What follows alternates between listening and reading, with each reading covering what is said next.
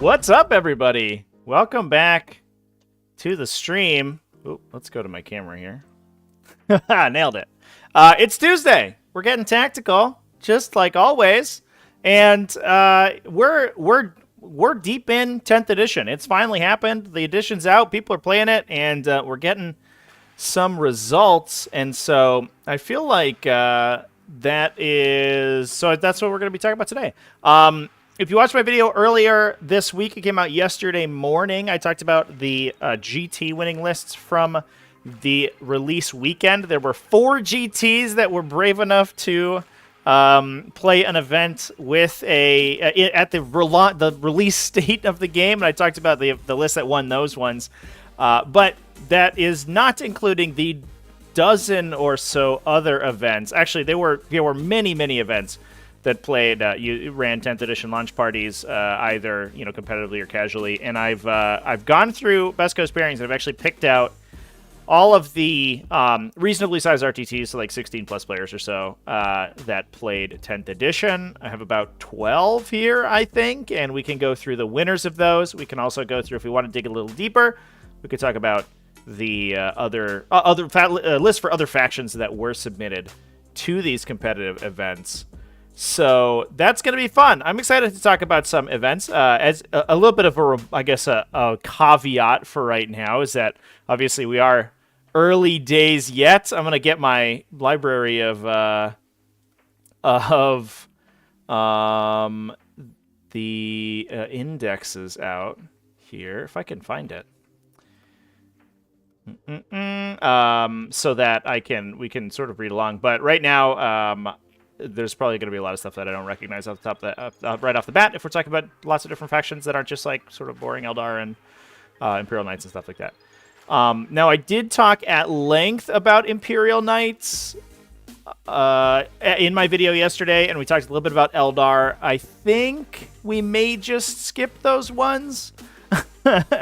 I guess if people in chat really want to talk about different Eldar lists and stuff, we can do that.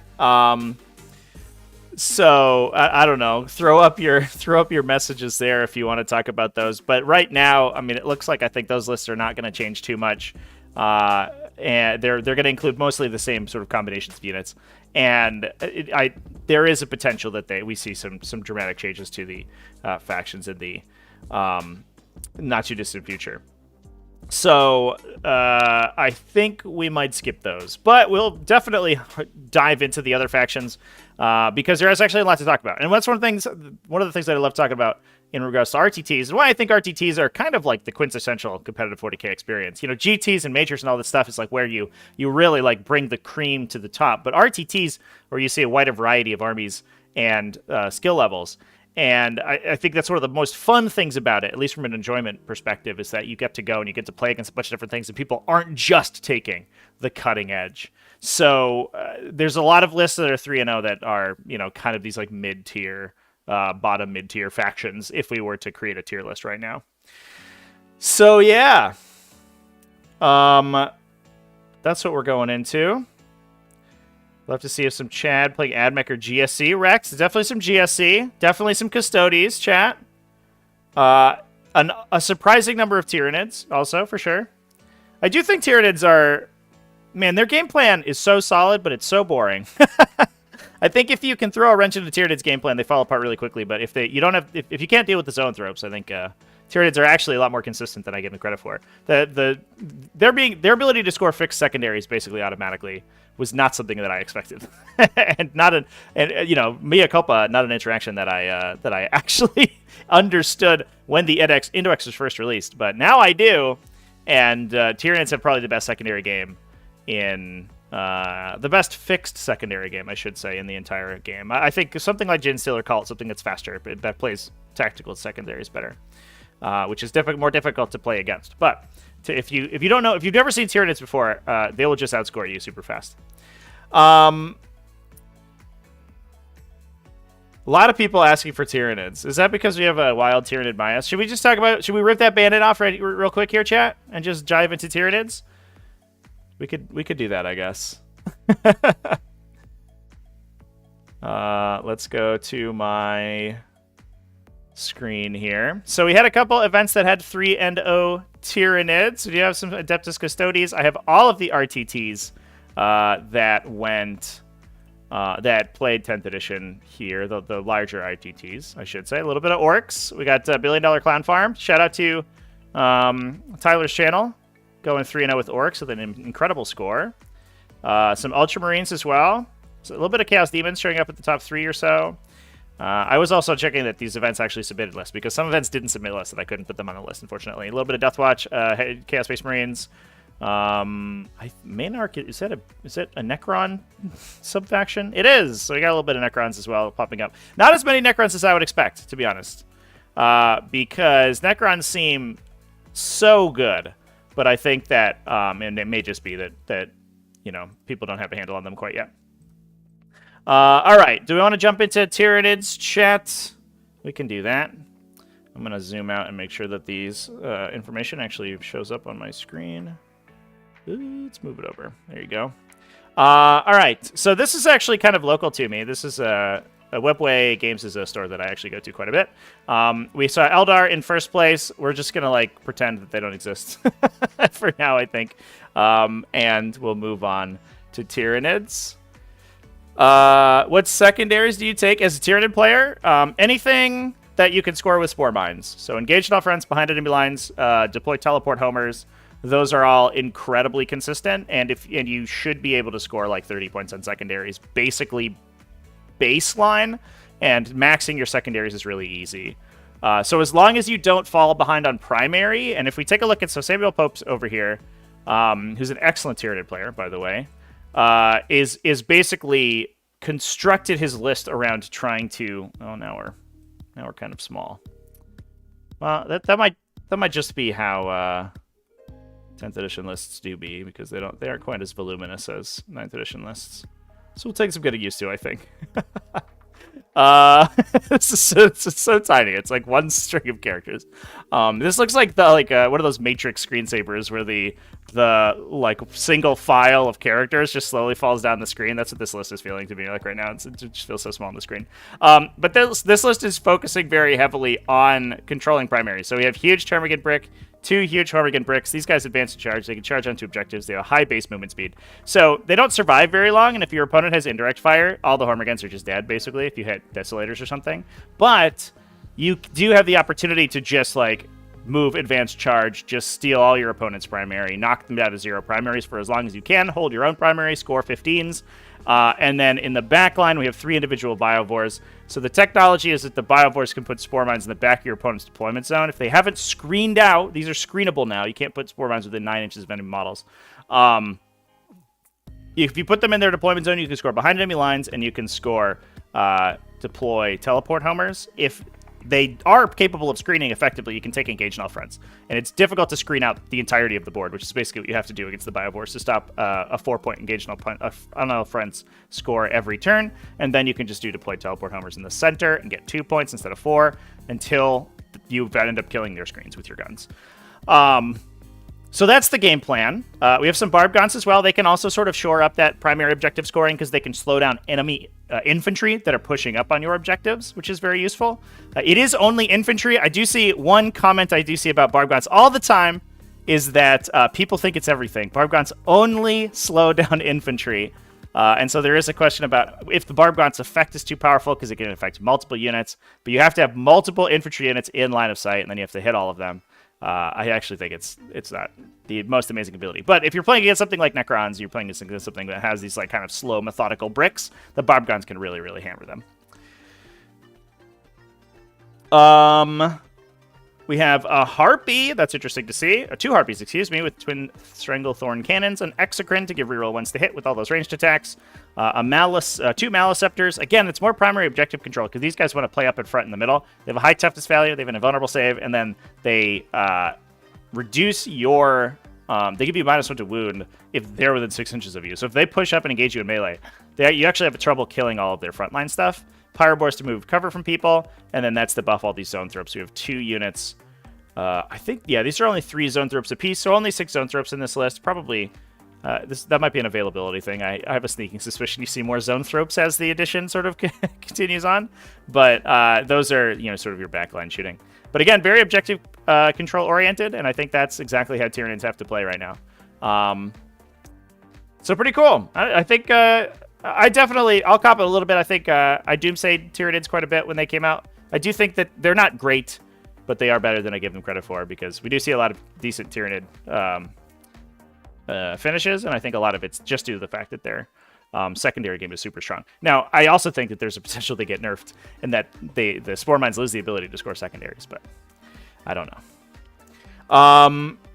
Now, I believe that is not the only Tyranid list we had undefeated if we want to stay on the target here. Yes, Joshua Bagwell also playing Tyranids.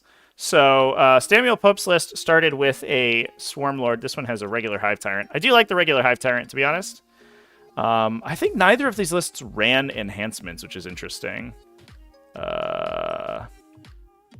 Yeah, there was the only character is the Hive Tyrant, and it's not running enhancements on it, which I think is fair. The Tyranid enhancements it's a little bit weird because they're individually very strong, but the characters that you put them on are not very good, and you can't put them on Old One Eye, and you can't put them on the Swarm Lord, which are probably going to be the two most highly played characters in the faction. So they just sort of languish. Not to mention the fact that Tyranids can fill points better than a lot of factions because they have these little like 45 and 50 point units that nobody else has. So we have double Barb Guns in this list. Wow, that's a lot. Double Exocrine as well. Triple Exocrine. Holy crap, we are all in on the gun line today. One Haru Specs, just as a big, scary duder.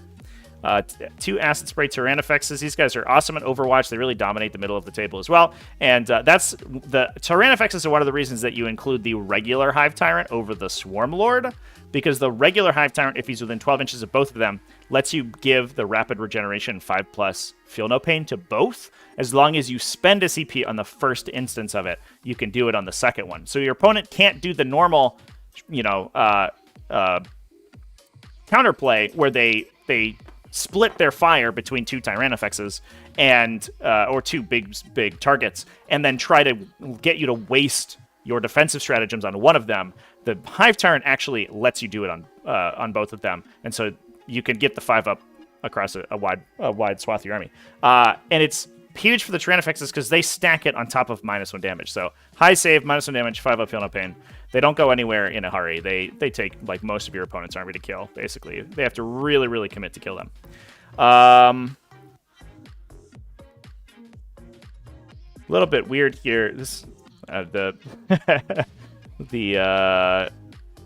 GW app giving us some strange feedback. 2 Zoanthropes have 5 Warp Blasts. It's a little bit weird, but it looks like 2 units of 3 Zoanthropes, 3 units of 3 Zoanthropes, and a Barbed Hierodule, a Barbed Hierodule. Yeah, we're all in on the guns with this list. That is one of the downsides, I think, for Tyranids. As long as you play this front line, like the other list have the Maleceptors and the Hormagaunts, but you have to have some sort of front line to play for scenario. After you have whatever that primary objective play is, Tyranids are 100% a gun line. I think gone are the days of like you have this backline brick of like Tyrant Guard and Hive Tyrants and these things that can close out your late game. Tyranids are here to shoot you, and they're here to shoot you a lot because their guns are really cheap. They're not very reliable, but they are cheap. And this is a ton of shooting. This is so much shooting in this list. Holy crap. But pretty cool that we see 2 very different, sort of distinct versions of Tyranids. The other list had 60 infantry in it. This one's running 3 Exocrines, 2 Tyrannospexes, and a Haruspex, and then backing all that up with the Zoanthropes, which are really efficient. Pretty good stuff. Those are the Tyranids, chat. That's pretty rad. What should we get on to next? We had some people call for Custodes. Should we hop on Custodes? By the way, I'm not 100% sure. I haven't really been looking if these events used house rules. I don't imagine that they did, but I don't actually know. So it's there may be asterisk, of course, that there may have been house rules or in-house rulings for any of these that I don't know about.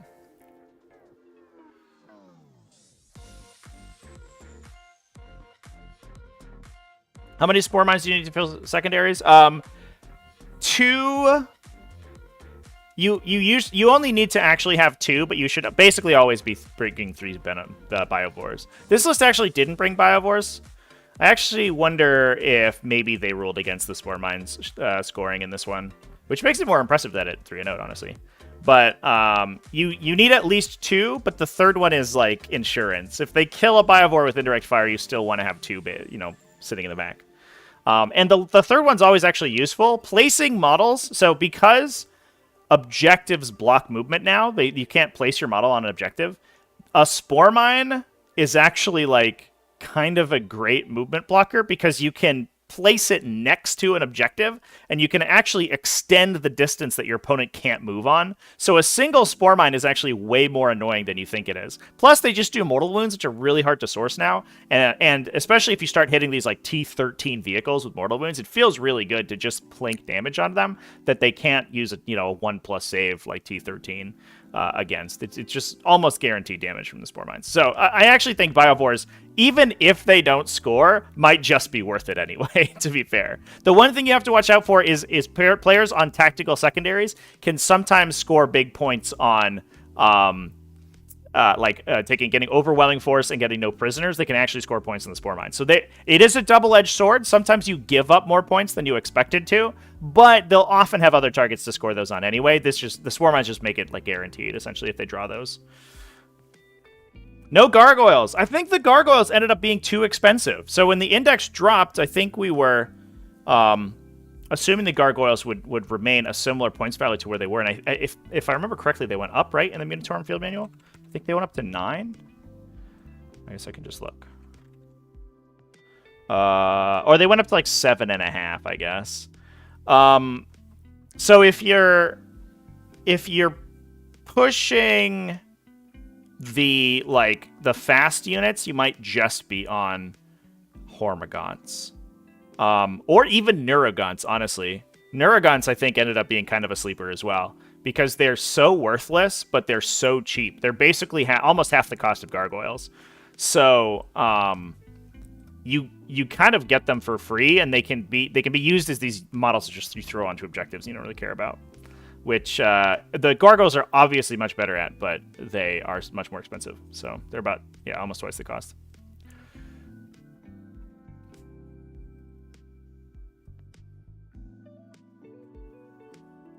With Synapse, does a leader joining the attached unit count for Synapse, or do you need another unit within 6? Yeah, you are always considered to be within any distance of yourself. So if a Synapse creature or a Synapse unit is always considered to be within Synapse range, because it's within 6 inches of itself, so it's fine. The thing to keep in mind though is that Synapse creatures measure their aura. And I believe I'm just going to double check this in case this changed. The keywords changed. They measure their aura from themselves. So if, for example, you have a Tyrant joining a unit of Tyrant Guard, you measure the Synapse distance from the Tyrant. The Tyrant Guard don't count. Which I don't think they've changed. Yeah, the Synapse is measured from the Synapse models in your army, which is specifically the leader who has joined the unit. All right, Custodes. We got a bunch of people asking for Custodes. So let's close down our Tyranid lists here.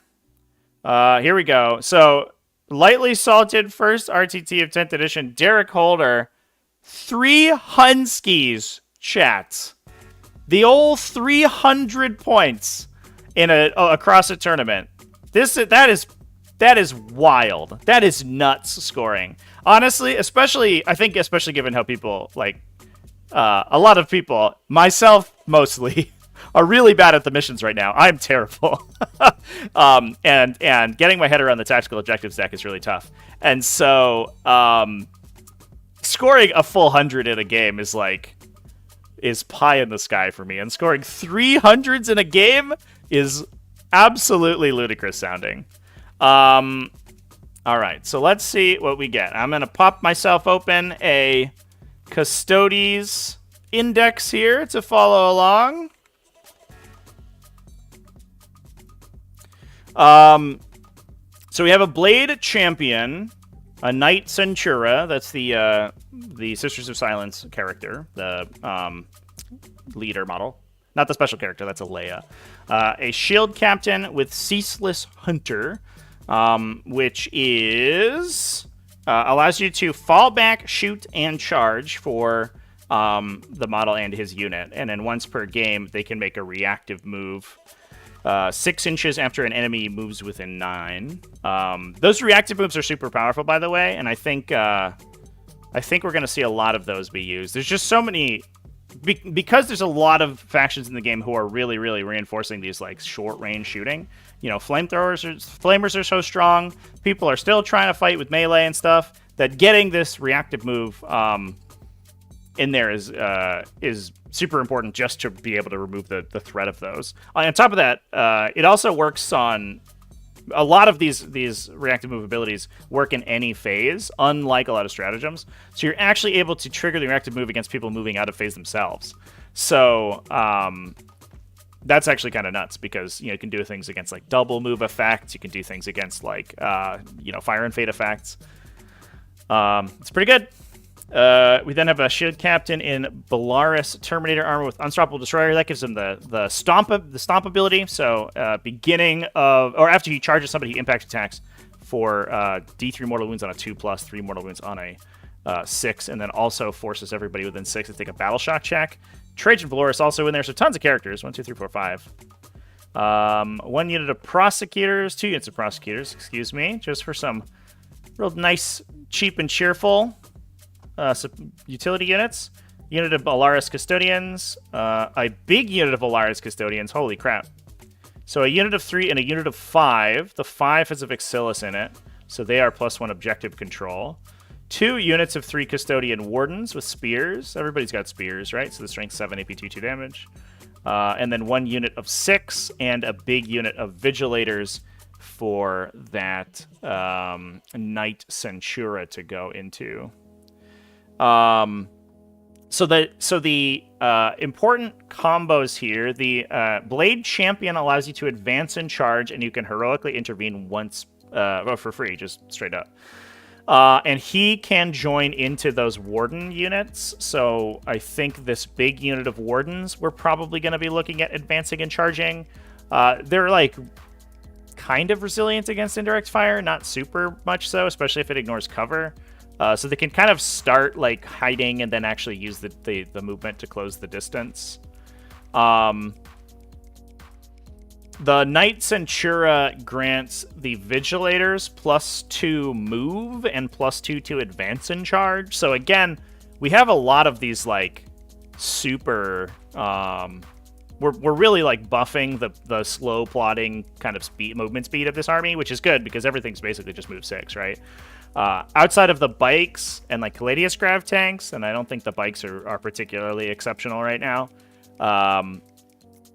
We're just trying to push the threat range as far as we can. So the Knights Centura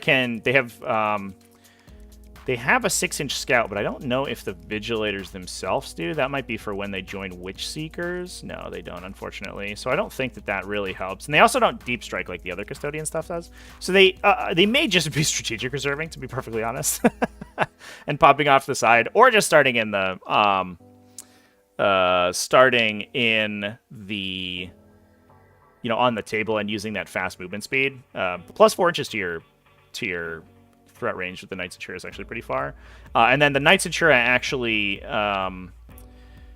forces desperate escape checks when people fall back, so you can kind of use that fast threat range to like tag a bunch of stuff, because it's a 10 model unit, 11 models with the character. So you can tag a bunch of people, and then even if they're big vehicles and stuff that would normally not be that worried about being engaged, if they do fall back, to allow you to shoot the Vigilators, they can actually potentially force a desperate escape and kill them. Or excuse me, not vehicles, but any infantry units that they tag. And then the rest of the list is just a bunch of foot dudes.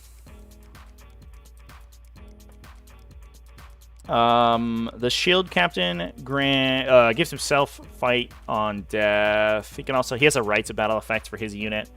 So he can jump into the big Custodian squad and keep them alive with -1 damage for free. Yeah, because he makes the 2 CP -1 damage stratagem. was free, which is huge. One of the reasons I say I think that we're going to see sort of Calidus assassins and Vect style of effects really come into play a big deal, so those free stratagems start getting taxed.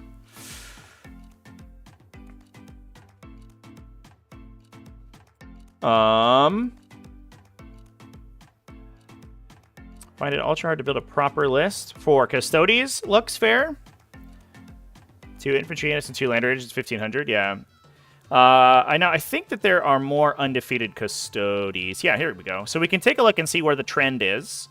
It looks like we're on infantry. I think that people have been solving the problem of that list, that difficult list building, by just axing the transports from their lists entirely, which, I mean, makes sense. So we have another one here. This one is a little bit more straightforward. Look at these units of Custodian Guard. Oh my god. So 2 units and 2 Alaris Custodians. We got some behind enemy line scoring. We got some utility. They can just deep strike wherever they want. Rapid Ingress is a hell of a drug, by the way, chat. I think that the one thing I've taken away so far from the game is that if you have units that are difficult to deliver into melee, the one mistake you're probably making is you're not rapid ingressing enough. Even just strategic reserving and then rapid ingressing the strategic reserve, it's much more predictable than maybe you'd like, but restricting your opponent to shooting you with like a single attack is huge. So you can like put yourself behind a wall, have only one unit see you, they can't move, and if they don't have a reactive move, they're just stuck there and you go get them. This one has 2 Achilles Contemptor Dreadnoughts. I did not expect to see a Contemptor Dreadnoughts on the table in 10th edition. I'm going to be perfectly honest with you. So 2 units of 10 Custodian Guard.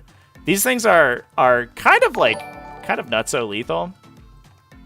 Shadow in Warp should be your opponent's army starts the game battle shock. It will match the law. And I would still rather have Oaths of Moments. Oh, yeah. I mean, I don't think you can compare... Privateer, by the way. Thank you for the super chat. But I don't think you can compare Shadow in the Warp to Oaths of Moment, really. Like, you're comparing probably the weakest army ability to the strongest. But one thing to keep in mind for Tyranids is that they actually have 2 army abilities, and Shadow in the Warp is only one of them, and the other one is Synapse. So you're like... Shadow in the Warp is like half of an army ability, and honestly, it's worse than that. It's like a quarter of it. But Oaths of Moment is probably just like the best one in the game. Starting your opponent's army battle shocks would actually be worse than the current version, because they would just refresh it the next turn, and it wouldn't really affect anything. I don't know. I just think you need more control over it in Tyranids to make the effect more interesting, but it is what it is. Any Chaos Space Marines, Demons, or Chaos Knights making moves? Hell yeah. We'll get into those. We're only on the second faction, chat. So, big, huge Custodian Guard squads. We have Trajan Valorous joining one of them, and a Shield Captain joining the other one, with Ceaseless Hunter again, so that reactive move ability. Plus, you can fall back and shoot and charge, which is kind of huge for this big unit of Custodians, because they're just going to be like trying to just swarm over the entirety of the midboard. Everybody has Guardian Spears, and so the nice thing about these guys is that they do have this this stand vigil. While they are on an objective marker you control, and as long as they have a Vexilla in the unit, but I don't think these do, to be fair. These are just regular dudes. But even then, it's 20 objective control worth of models. So if they move onto an objective, out OC you, they reroll their ranged attacks. Then if they charge you and get into melee and still out OC you on the objective, they also reroll their wounds, their melee wounds. So it's not unlikely that this Custodian Guard squad is full rerolling its wound rolls all the time. And again, if you can attach a Shield Captain to the unit, you get that Arcane Genetic Alchemy active for free instead of 2 CP. You get the Unwavering Sentinels for free, potentially. So the amount of like sort of defensive effects that those big, huge bricks are representing is kind of big. The Contemptor Achilles, though, that's the one I'm interested in. These things really did not stand out to me when we reviewed the Forge World document. And I'm so interested on how we're using these guys. It could be that we're just strategic reserving them and like using them to sort of bully the side, but they're like low OC, they're I wouldn't say tanky, but they're not the easiest thing in the world to kill. T10, or excuse me, T9, but a 2+ save, 10 wounds is okay with a 5+ invulnerable. They do an impact attack or like a thunder stomp kind of effect, but their weapon is kind of like low attack value, mid AP. It's Lance. It's very good in the charge, as long as you don't roll a bunch of ones to hit. But I guess like Lance and Strength 12, so you're winning basically everything on 3s, maybe 2s. For D6 +1 damage is pretty good. But there's a lot of tanks just save out of the AP too. But maybe if you're dinging them up with the Custodian Guard shooting, I don't know. For 155, it is one of the cheaper options in Custodes, so that might be just really the reason. And then T into Prosecutors to do utility stuff of Vindicare Assassin. I would be shocked if you're not taking another variety of assassins. I would be shocked if every Imperial list doesn't. I think every Imperial list is going to have one type of assassin. I think the Calidus has ended up being the strongest, but the Vindicare Assassin is much cheaper and also contributes a little bit more to the fight because it's shooting a D3 +3 damage gun every turn with devastating wounds. So it's like a real threat. Your opponent has to play around it, which is huge. You change how they have to play their game plan because you're constantly threatening this like one-shot precision weapon. It's going to kill their characters. And then you can't interact with them unless you have Deep Strikers because he's lone operative, he's stealthy, he's hiding in the back, he's sitting on an objective. And we saw this both in... we also saw this in the Knights lists that I talked about on Monday, where they're taking these lone operative models so that these big, huge bricks that they have to take, you know, given that Imperial Knights are hugely expensive per model.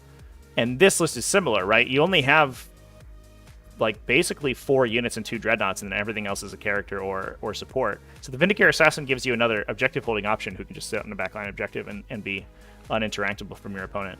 And I think that's super strong. Kyria Draxus is an interesting pick. So here's her data sheet.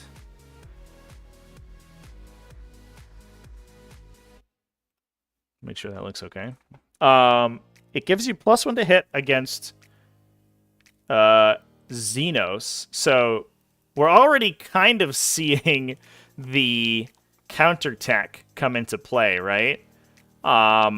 She basically counteracts lightning fast reactions on every Eldar model, right? Because your entire army hits on 2s already, and if they -1 to hit you against Kyria Draxus, she's just adding +1 to hit. So you hit on a 1. Natural 1s always fail, obviously, but you're going to ignore the first penalty that they give you. So even shooting into stealth models or shooting into lightning fast models, Kyria Draxus sort of counteracts that. And then on top of that, she can prevent people from shooting. That's a really good one. On a 2+, the Psychic unit can only be selected as the target of a ranged attack if the attacking model is within 18. So it gives you a little... I guess what you can do with that, interestingly, is like reserve the unit she's in. And then even if you go second, right, that unit can't be shot. So you have like a 10-man...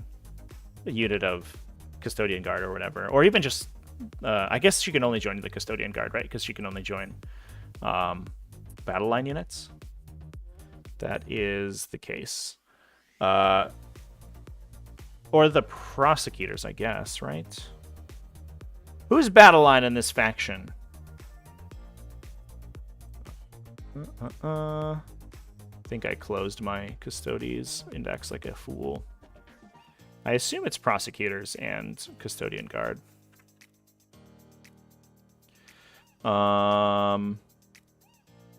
It is. Okay, so she can join either one. And then if the downside of the ability is that it has to come in your command phase. You can't do it at the start of the battle round or something. So if you like reserve her unit, she can come in. Oh no, you can't do it. Oh, but she does it off the table anyway, right? Is that how those work? I think they do. I think you can still activate abilities even if you're not on the battlefield. Inky's here, by the way. Inky, say hi to chat. That one I might have to look up, actually. But making... Oh, there. Oh, she stepped on the keyboard. She just wants to control the stream. So bad. But controlling what can shoot those big, huge bricks is huge, because I think that's the real downside of Custodes, is that they're going to get killed by bricks. So one unit can be -1 to hit, or -1 damage, thanks to the... goodbye. Thanks to the shield captain, the other unit can be unshootable, or she can join a prosecutor squad and make your backline unshootable as well. Good stuff. Is maintaining Sinape really needed? There are only a couple of units you need to target with stratagems. How does leader doesn't equal Sinape BTW? Sinape! Privateer, thanks for the super chat again. You don't necessarily need to maintain Synapse unless you, A, want to be immune to start of turn battle shock. So if you have an objective you need to hold on to, then you need to stick into Synapse. And B, if you have stratagems you plan to use on the unit, then you should maintain Synapse. So, like, for example, Rapid Regeneration is kind of really bad if you're not in Synapse, but it's twice as effective if you're within Synapse, which is amazing. And the same for, like, Adrenal Surge, the one where you give 2 people critical 5s. Giving 1 person critical 5s is okay, but 2 people is really where you want to be at. So it's kind of depends on the situation. If you just have a random unit doing its own thing, sitting in the back, you don't care about Synapse. It doesn't matter. You have like a little Pyrovore who's like screening out a backline or a Biovore or whatever. It doesn't matter if they're battle shocked. But if you're standing on objectives or you're trying to defend yourself, then Synapse is important. How does leader not equal Synapse? So like being led doesn't make you a Synapse? Yeah. It is a little weird, like Genestealer's lost entire like access to Synapse. The Broodlord isn't Synapse anymore, right?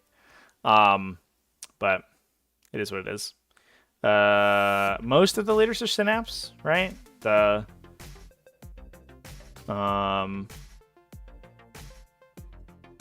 It's like the Prime, what is it, the Prime, Neurotyrant, Hive Tyrants are all Synapse, and the Broodlord's not.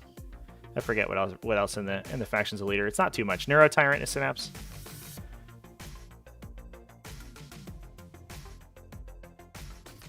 Yeah, the stratagems the stratagems that are more enhanced when you have Synapse are kind of priced assuming that you have Synapse. Like a 5+, feel no pain, and a lot of factions would be a 1 CP strat, just reactive strat. But in Tyranids, it's 1 CP with an asterisk, assuming you have Synapse. So if you're trying to use stratagems on a unit, you probably want Synapse on them. Old One Eye's not Synapse, yeah.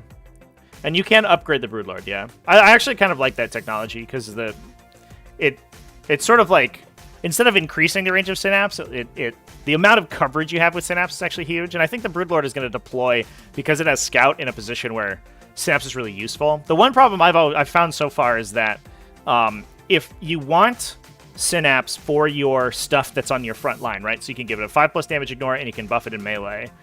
But your characters are so squishy that you don't want them to be anywhere near the front line, which is why I've kind of considered taking a Nero Tyrant just to shore up that weakness, because they can just target Synapse wherever they need to.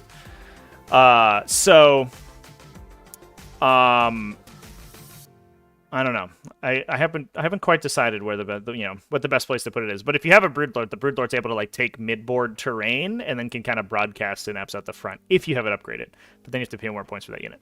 I like in concept the Genestealer unit, but I think it might be too expensive for what it does. I think just trading for the middle of the table objective is probably not good enough for like with the 300 points you're going to spend on that unit.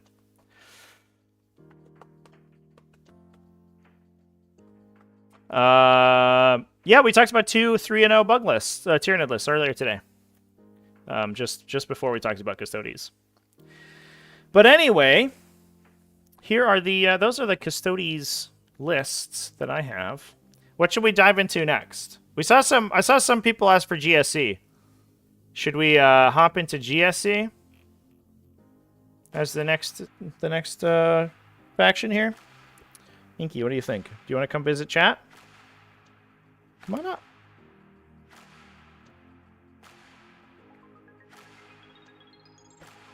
Put 2 Maliceptors in the middle so they buff each other. Like they extend the range of their -1 aura, right? Because they can kind of like create a larger bubble. Chaos. Tau, GSC, Knights, another GSC. Votann. Votann might be a little bit down the list here, chat. I don't know if we have any undefeated Votann. Another GSC, another Chaos, another Tau. All right, let's do GSC, and then we'll do Tau. I saw a couple people ask for Tau earlier, too. Need to know if somebody played a Porphyrion? I'm sure someone did. Right now, we're not really looking at Imperial Knights because I talked about them in my video on Monday. Speaking of which, the Steel City Wargaming, Mark Pinkleton. M. Pilks over here got a big old 3-0 with Genestealer cults. So actually, I'm going to double check. I'm just going to make sure I don't talk out my butt here. I believe that my first ever game against GSC... Oh, it goes live tomorrow. Excuse me. All right, it's not out. Oof, I almost misspoke. So over on the TacticalTortoise TV channel, here's my channel, by the way. Check it out. Go give it a subscribe if you haven't already. I put all of my stream VODs there. And so today's video was Thousand Suns and Black Templars. And tomorrow's video is Thousand Suns and Genestealer Cult. So I played against Genestealer Cult and experienced the infinite respawn in real life. And oh my god, it's a real thing. It's super duper good. So, yeah, be prepared for that. I think that if Tyranids have the best fixed secondary game, I think Genestealer Cult might have one of the best, if not the best, tactical secondary game. And they also maybe have the best primary game because they're so good at just spamming high OC units that just respawn infinitely on their objectives. And the timing of the respawn is really weird. You can make it like super difficult for your opponent to engage with you.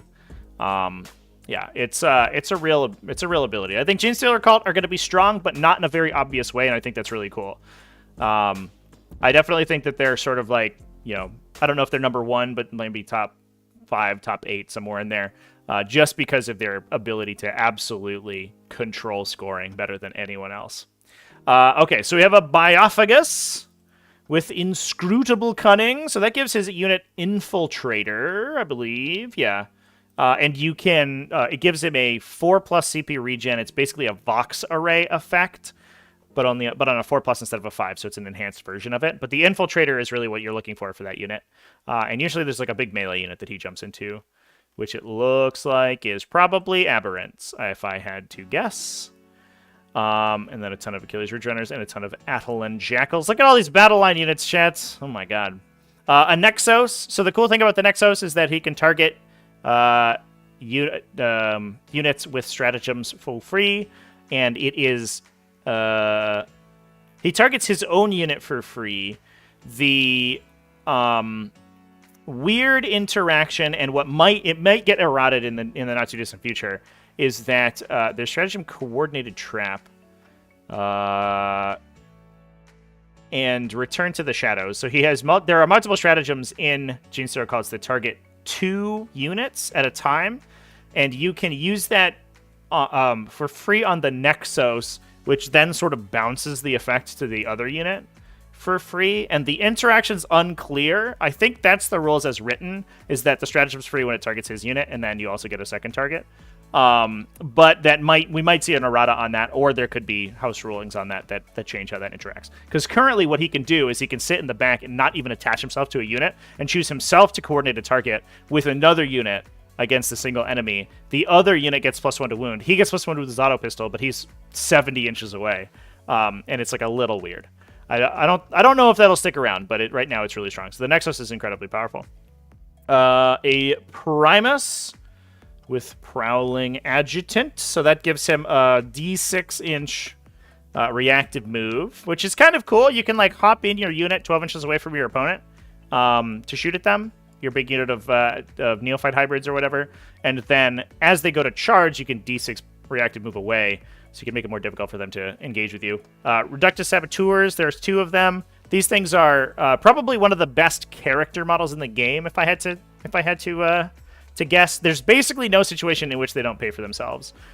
One of them has Meticulous Planner, which is a Vect effect, so they can increase the cost of one of your stratagems by 1, worth the points every time, because it just mucks into your opponent's CP economy.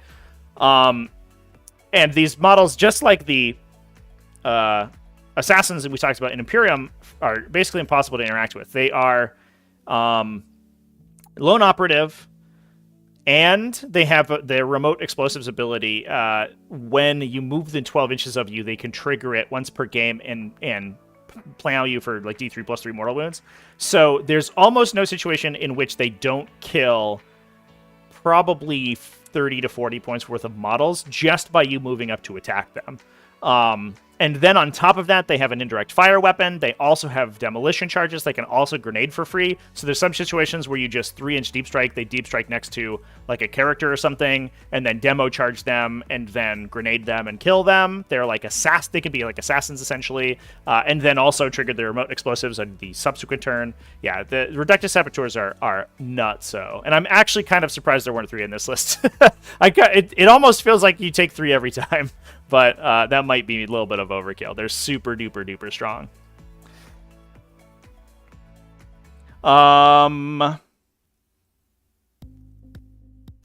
So let's see. 1, 2, 3 units of Acolyte Hybrids. Just a little units of 5 to do some objective holding. A big, huge unit of Neophyte Hybrids, 4 seismic cannons, 4 grenade launchers, and a bunch of firearms in the unit. So these things you can hop in. You get ignore cover and sustained hits when they drop in. If you have an Achilles Ridge Runner, which we do, the Ridge Runners, if they have a spotter, they give themselves +1 to hit, and if they shoot the target, they give everything else +1 AP when they target it. So you're getting sustained 1, +1 AP. You can do the coordinated trap for +1 to wound. And then you can use a perfect ambush if you came in under reserves for +1 AP as well. So the entire combo is ignore cover, +2 AP, sustained 1, +1 to wound. And then if you have a Primus attached to the unit, they get full rerolls to hit as well. So they also they get rerolls on 4s or 5s with most of their weapons that then explode on 6s. So you mostly just fish for a billion 6s and then try to +1 to wound at really high AP. It's a lot of buffs, but the weapons that they're buffing are really low stats to begin with. But it's still a ton of damage. You're probably going to plow like 12-ish or 15 damage into most vehicles in the game, I think. But it does cost you a ton of command points. The Nexus certainly helps with that, but it does bleed you dry pretty quickly, especially if you have to use CP elsewhere over the course. So there's 3 bricks of those guys. And then the big unit of Aberrants to join the Biophagus 2. 3 Achilles Ridge Runners for the spotter effect. They can just plow somebody with Crossfire for +1 AP against it. And then 2 units of Adelan Jackals. These guys pre-game move, so they're good for tactical objectives. They're good for like turn 1 screening, and they're just solid. They can kind of go alongside the Aberrants as well. You can push the Aberrants super far forward, and then also run the Adelan Jackals up. And kind of like box your opponent in on the first turn, which makes it more difficult for them to screen your turn 2 deep strikes. So the entire list kind of functions as this well-oiled machine. And then you have to remember also that all of these units, right, these units over here that are doing, like basically hammering most of the damage in. Most of the damage comes from the Neobrite hybrid bricks. Those respawn automatically when you kill them with Cult Ambush at the start of your opponent's next reinforcement step. So they're difficult to actually remove from the table. They lose their characters when they die, thank goodness, but they will still continue to respawn, and that's why controlling objectives against them is so hard, because they're continuously putting models in their backline that they can then jump back on the objectives. And they're OC2, they're huge units. They respawn casualties when they die with the cult icon. They're just super duper duper tough.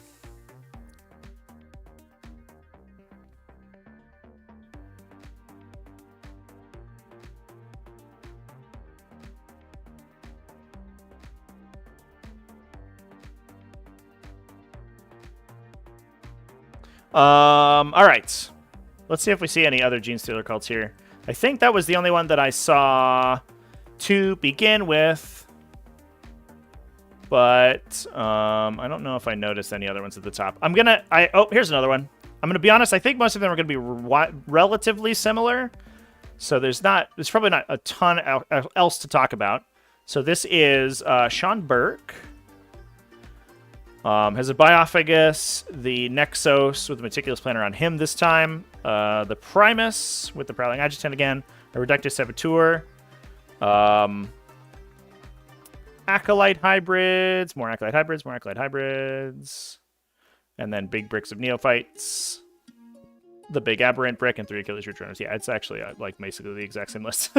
All right, good talk.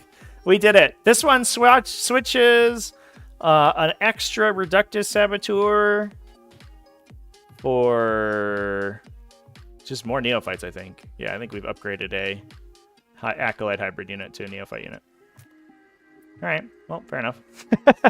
It's very straightforward. I love that. All right, we were gonna do Tau next. A lot of people asked for Tau.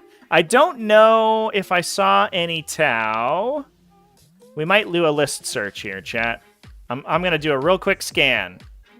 Any Tau? I did see some Tau in the X1 bracket, I think, but I don't remember where it was. It might actually have been. I think we might just list search this. Yeah, let's just do it. It might have been in one of the GTs, now that I'm thinking about it. Yes. This past weekend. We'll have to probably shuffle through some 9th edition lists, but I know that there's some 10th edition in here. This is a sad Tau over here. This is an X and 1, but they were that was a 10th edition or 9th edition event, excuse me.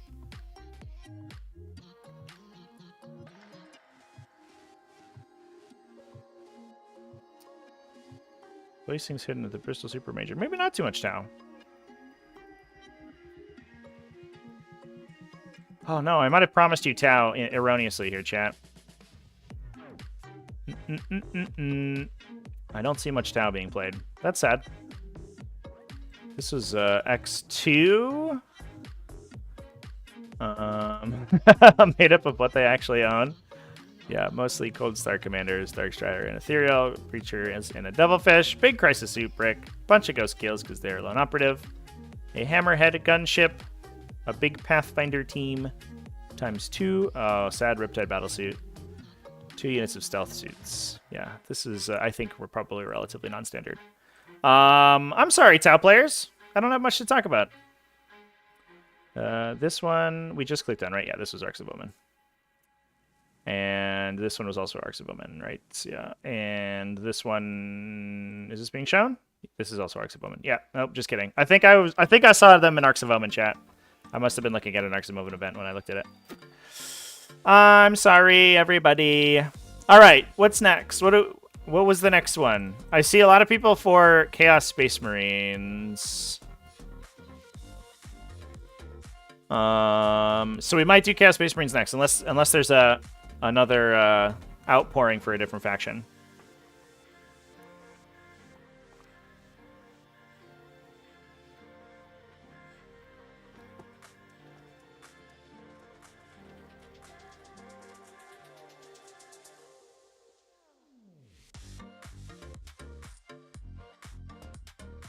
We got a Green Knights back here.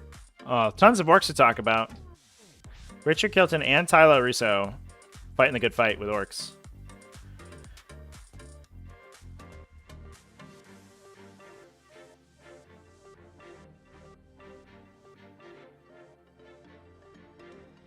All right, we're on CSM chat. We're gonna do it.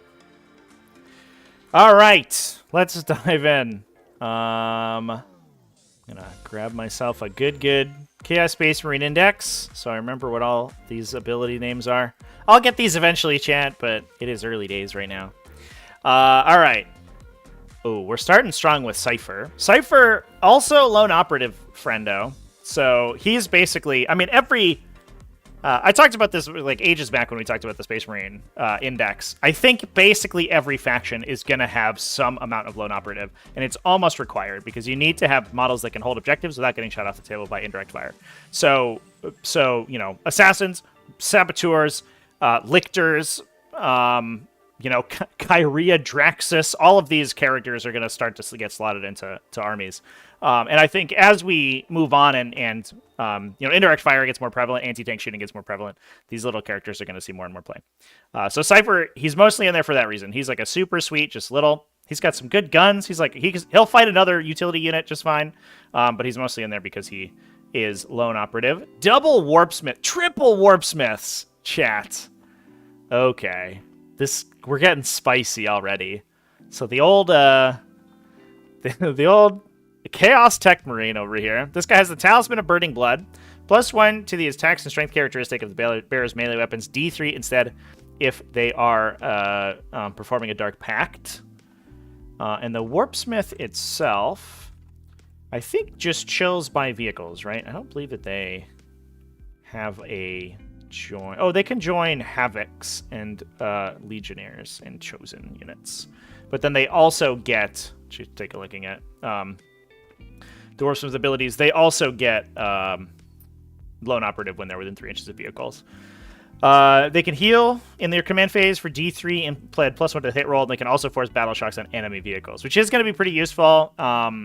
Just trying to reduce like defensive stratagems on opposing vehicles. It doesn't really change your scoring very much because your scoring resets at the start of the turn, but they can prevent you from like doing -1 damage or rotating ion shields if they force the battle shock check. Now, interestingly, that's not like a psychic ability, and it's not exclusive. So having 3 Warpsmiths means that they force 3 individual battle shock checks on you. So if you get all 3 within 12 inches of one enemy vehicle, they just keep battle shocking until they fail, and then that turns off all of their reactive stratagems. And that is actually pretty sweet. I actually didn't realize that that was not exclusive. It's not 1 or more models with this ability. It's just 12 inches of this model. So you just do it a bunch of times. That's actually a little bit better than I give it credit for. I'm going to be honest with you. But mostly you're here to add. I mean, they're like they've got a bunch of ranged attacks and they get +1 to hit to vehicles, which is kind of what they're doing. All right, what do we have? 2 cultist mobs. Love these guys. They're just little objective secured friendos. They have Nurgle, so you can use what is it? Dark Obscuration on them, I think, and make them untargetable. And if I remember correctly, yeah, Dark Obscuration. Because of the design commentary, the real strength of this ability is that the untargetability effect, if you are Nurgle keyworded, which is why these guys are Nurgle keyworded,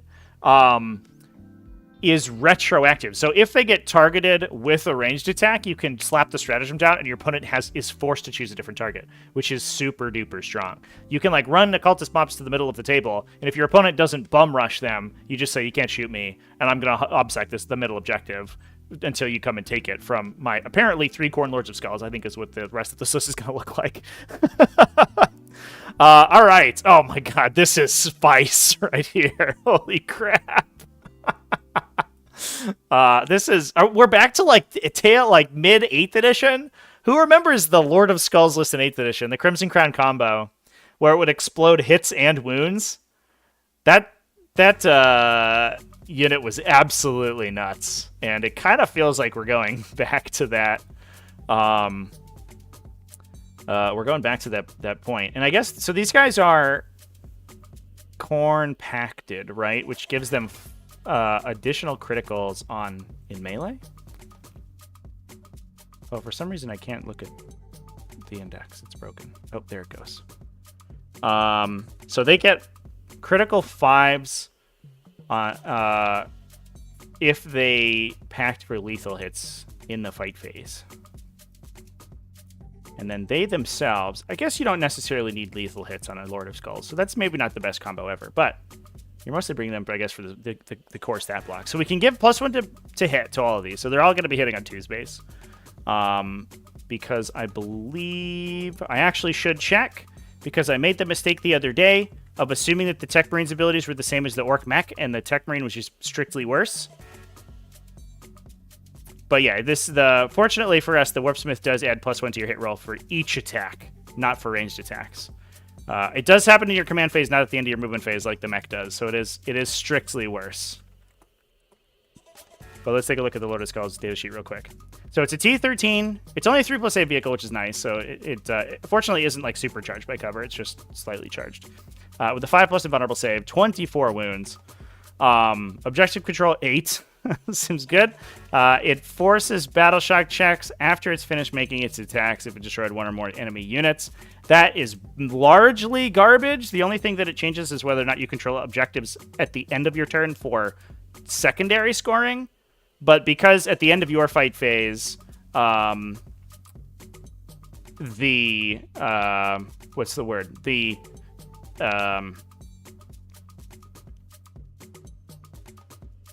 opponent's command phase starts basically almost immediately, and the battle shock clears. If they fail battle shock, it's not that big of a deal. It could happen in your opponent's fight phase, and then it would take them a full battle round to clear. But that's kind of unlikely, especially given that these are a little bit... I guess it makes kind of sense, but they're not walker keyworded, so they can't heroically intervene. So it's up to your opponent to engage them in their own turn. And I think largely they won't, because they do hit like an absolute truck. They are either 5 attack, strength 16, AP 4, Mimi 8 damage, Korn's number, or 15 attack, strength 8, AP 2 damage. I appreciate that they're 8s all the way through. That's a good mechanical theme. They start with one Gore Storm Cannon, one Hades Gatling Cannon, and they replace one of each. What we took today is a Skull Hurler and a Demon Gore. So the Skull Hurler is a big 60-inch range, strength 14, AP 3, 3 damage, 2d6, non-blast, weirdly. And then the Demon Gore is essentially a Demolisher Cannon. So only 18-inch range, but d6 shot, strength 14, AP 4, d6 plus 2. So it's kind of random shooting. It's super spiky, but it's super duper strong. It's high AP, high strength, which is what you want right now. So they're going to be winning most vehicles on 3s and putting them on an invuln most of the time. They're like punching through cover fairly well and hitting on 2s, and then they slap like an absolute max truck in melee. There's going to be people who are so excited to see that thing. And then backing that up, we have the Noctilith Crown, which gives you a 4+ invulnerable save while wholly within 9 inches. So it's a little difficult to fit a Khorne Lord of Skulls wholly within 9 of a Noctilith Crown, but you can use it to protect the infantry on the first turn, so you don't lose it all to indirect fire.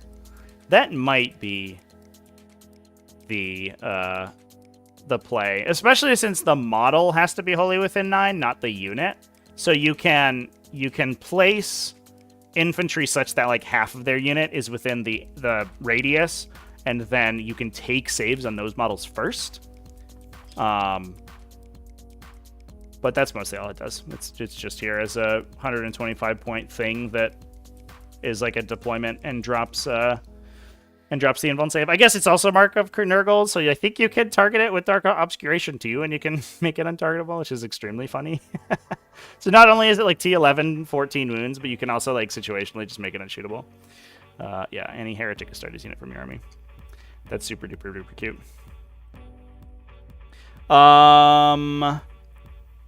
We've then got a bunch of just a ton of Noise Marines. 2 units of 5 Noise Marines with Blast Masters to fill out the rest. So a bunch of utility units, I think largely just backing up the 3 Khorne Lords of Skulls. This list is rad. This seems very good. It's like playing Chaos Knights, but you don't actually have to play Chaos Knights, and so people aren't quite as mad at you. But you hit on 2s and have, I guess, like arguably better shooting. They don't have thermal cannons or anything, but that is a lot of like D6 strength 14-ish damage or shooting, which is pretty solid. Do we know if any of the tournaments played with the can't stand objectives rule? You have to assume that they did. I don't think none of them posted there any special rules, so I don't know is the answer. But when in doubt, you would assume that they played with the core rules. Who knows? All right, let's move on. What do we want to talk about next? We'll see if there's more Chaos Space Marines. I saw some people ask for Necrons. We had a vote way back for Chaos Demons. We have a couple Chaos Demons lists here. Who do we want to jump into? Drop your votes now. Oh, we do have one more Chaos Space Marine army. Is this the same? Oh, it's Defilers this time. Wow. Oh, no, it's basically the same. Well, Chaos Space Marines have really just come into their own, I guess, as the third Knights faction. Who knew there were 3? There's Chaos Knights, Imperial Knights, and Chaos Space Knights. So this one's 2 Warp Smiths. One of them has the Eye of Tzeentch. That is a... it gives you the Abaddon's ability to gain CP when you perform Dark Pacts if you pass leadership checks. So that's pretty fun. A bunch of cultists, even more cultists. So this one's a lot heavier on vehicles. So it's 1, 2, 3 Defilers, 1 Forge Fiend, 2 Corn Lords of Skulls. The Defiler is an interesting pick, and I guess it makes sense that I guess like 2 Defilers does not feel quite as good as a single Corn Lord of Skulls, but maybe 3 of them seems like it's a pretty okay include. They're only T10. Their main weapon is a battle cannon, which is not an amazing profile. It's kind of mid-strength, low AP, which is not great. I'm not a huge fan of the battle cannon profile, but it is good against, especially if you can catch infantry out in the open. It's super duper strong. And he played all melee on them. Okay, so we were just using these guys to run and gun. We weren't really that worried about the ranged attacks. I imagine that the Lords of Skulls actually contribute to the ranged attacks a lot. Degen, thank you for the membership. Top player took 4th at Boise Cup. Oh, maybe that's what I was looking at.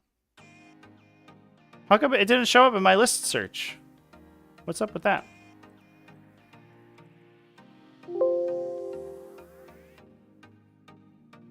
Oh, I wonder if they put themselves in as a sub-faction. I bet they did, and I didn't find them. Oh, no, they didn't. That's weird.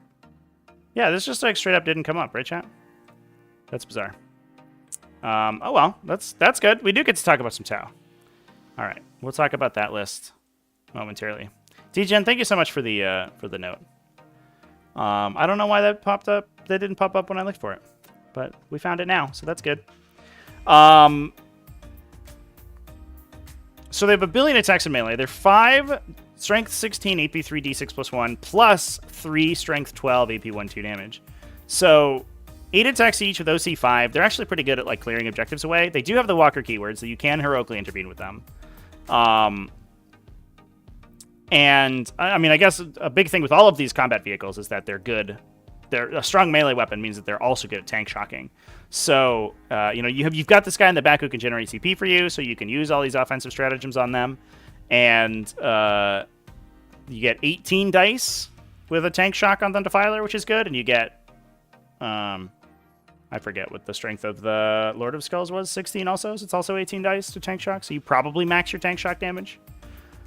Which actually does seem like a pretty good use case for the Defiler. So, 210 for a melee vehicle is a little bit expensive, but at least they do have a gun to keep shooting. And you can make them hit on 2s in melee also, which is pretty sweet. So hitting on 2s, and then you can Dark Pact for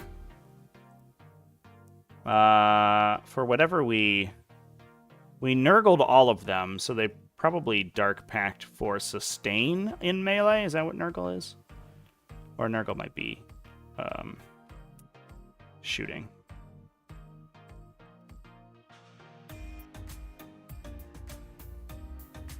Yeah, Nurgle is shooting. So you can give them sustain 1 on the Defiler cannon, which is something, I guess.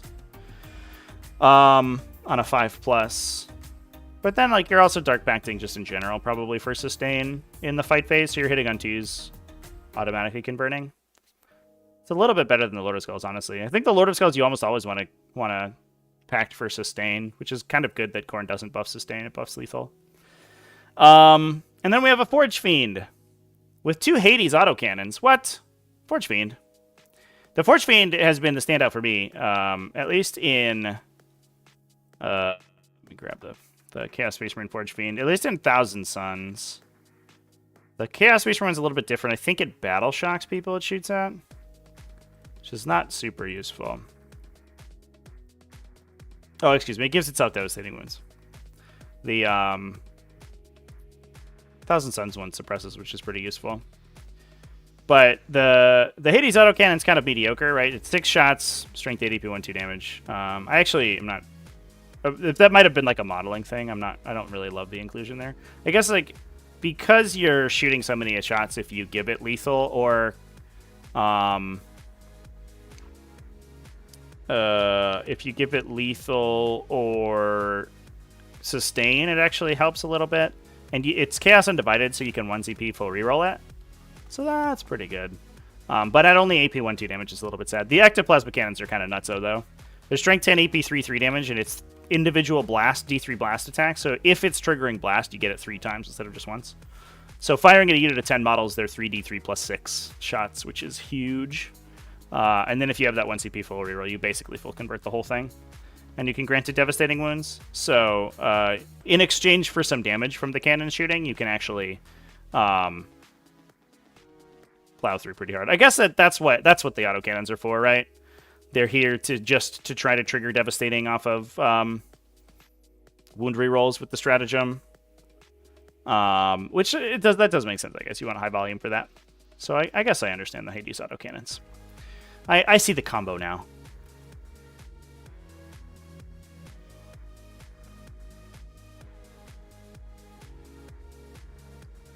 All right.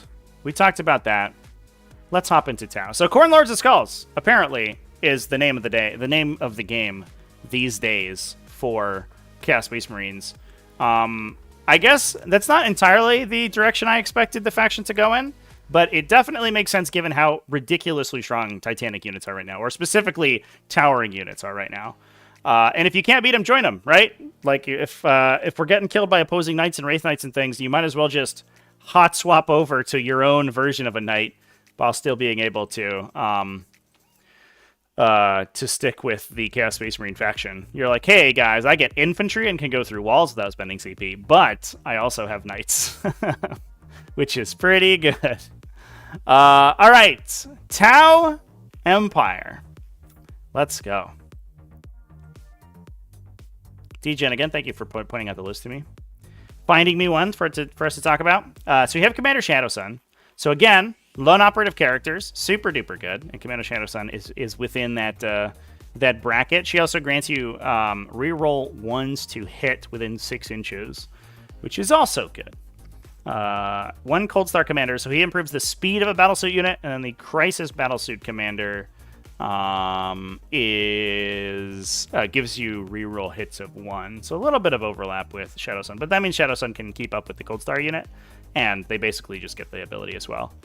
She fast? She's only move 8, right? Oh, I guess she's move 10, so she can kind of tag along with them.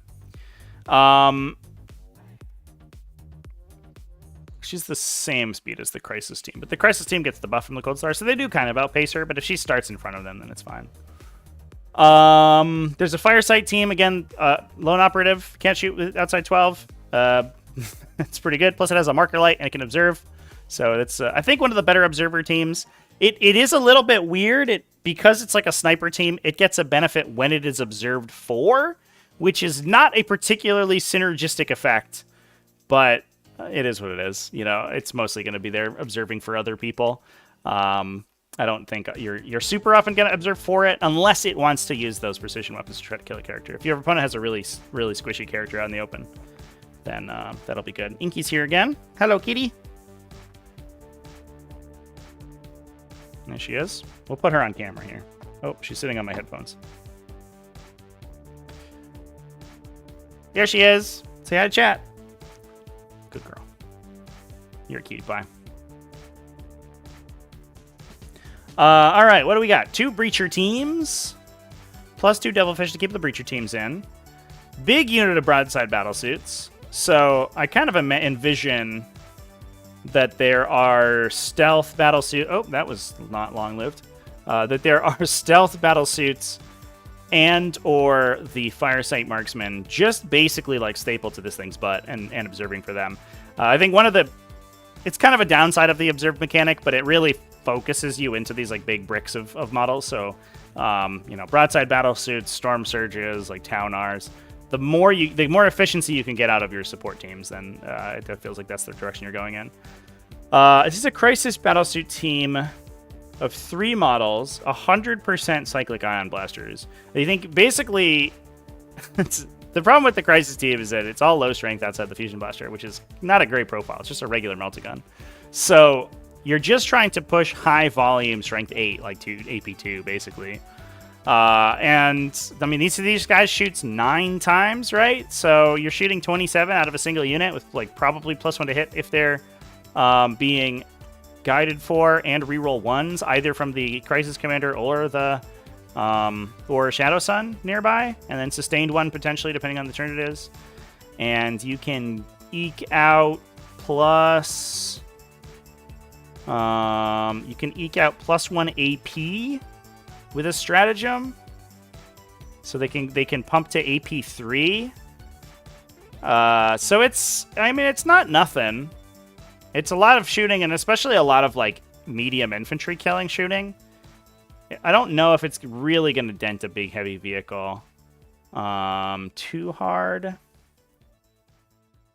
You can't ignore cover, so it will actually punch through pretty well. But I think the only like benefit they have to wound is the stealth teams and Farsight, basically. And so we're kind of leaning pretty heavily on those guys. The Ghost Kill Battlesuit, again, it's a lone operative, so it gets to shoot. They're a little pricey for a unit that mostly is going to be holding an objective, but I mean, it's got a gun, right? It's going to contribute to the fight even a little bit with the big ion cannon.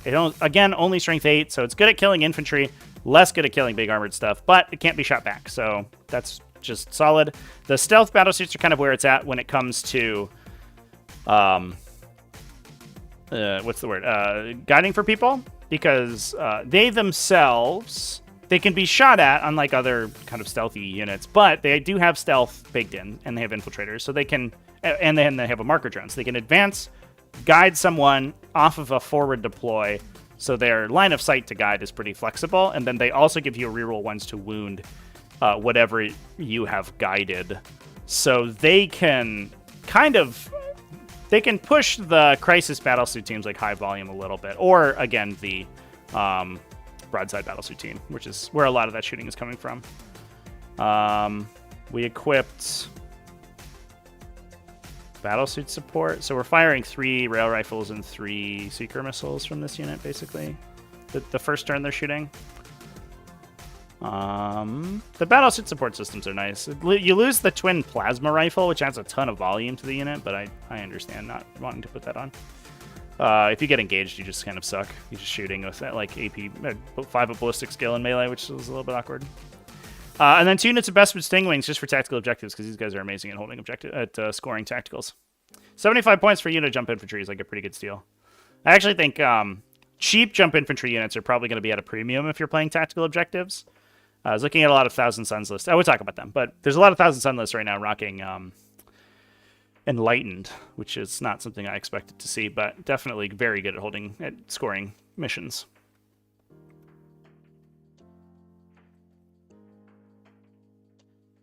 Yeah, the 40k app does not do the text export very well.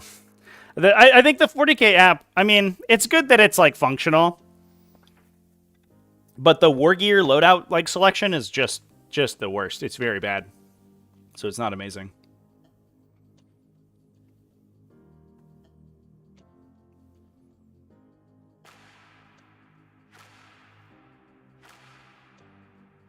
All right. So we did do Tau.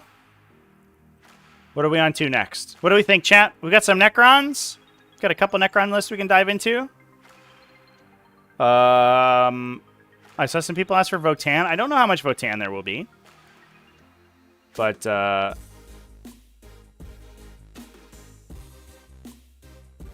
we'll see what people want. Yeah, awful for Crisis Suits. There's also... That player beat 2 Chaos Knights lists and 1 Imperial Knights list out of 5 games. Whoa, really?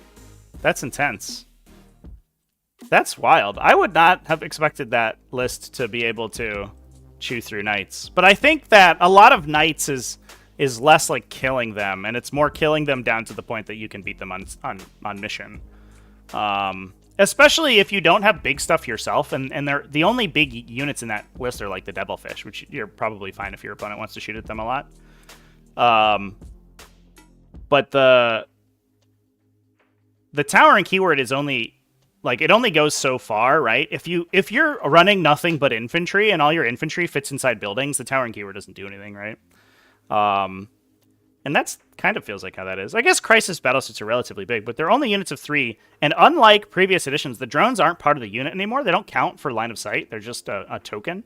So Tau armies are actually really, really small. And that broadside battleship team is not even that easy to kill.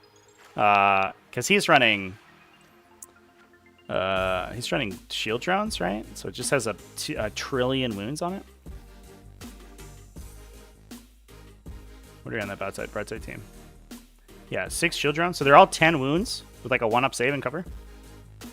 So it is not an easy unit to kill by itself. It's not quite as hard to kill as a knight, but it's close. It's low toughness, so all your shots go through, but it's high save and a ton of saves. I don't know if we're gonna do Chaos Knights, chat. Grey Knights, Necrons, Space Marines. Definitely some Necrons to talk about. Another for Grey Knights. Oh, I saw 2 for Grey Knights. We might skip Knights and Eldar, just because I don't think the lists are going to be that exciting.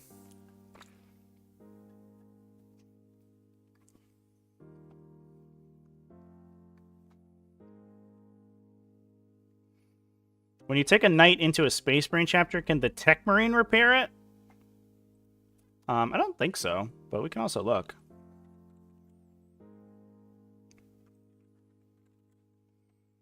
I don't think that there's much internal synergy there, but...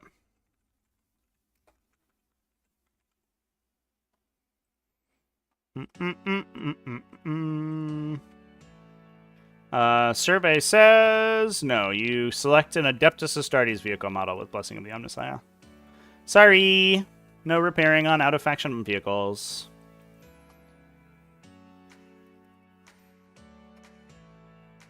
Alright, I'm going to go down the list here, chat. Grey Knights. 3 for Necrons. 2 for Grey Knights.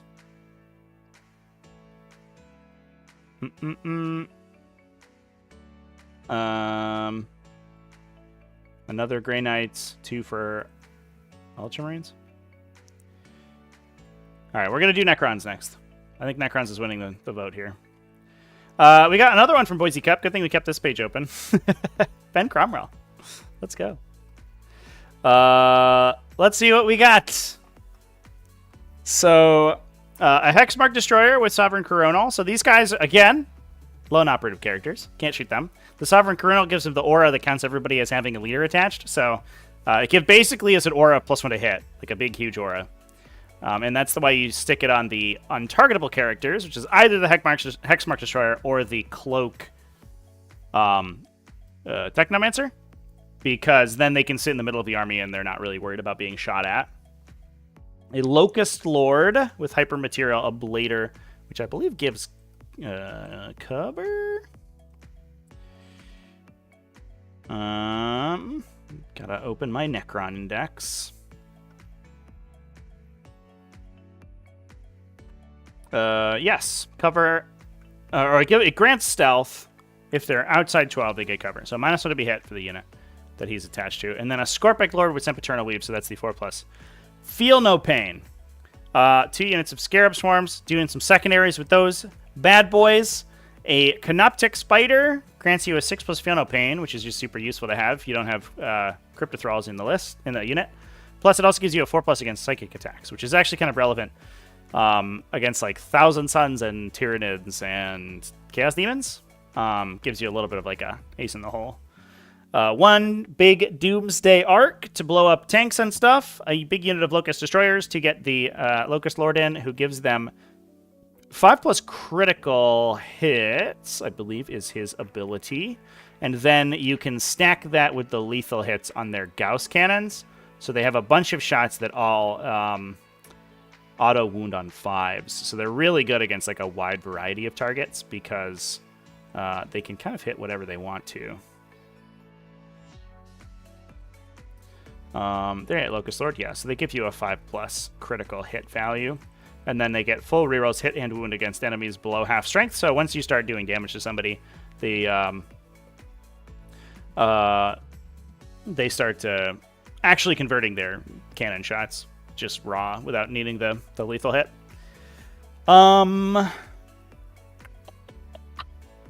Let's see. 2 individual Locust Destroyers. You can really take in like singleton Locust Destroyers that aren't... sorry, trying to find the datasheet. That aren't heavies? That's kind of wild. I guess they wanted to match everything to boxes, right? And they sell them in units of 1. Yeah, you can take singleton locusts. That's insane. Oop, goodbye. Huh, I didn't know that. That's pretty cool. So just tons of individual little gun platforms. For 30 points, this thing is actually super sick.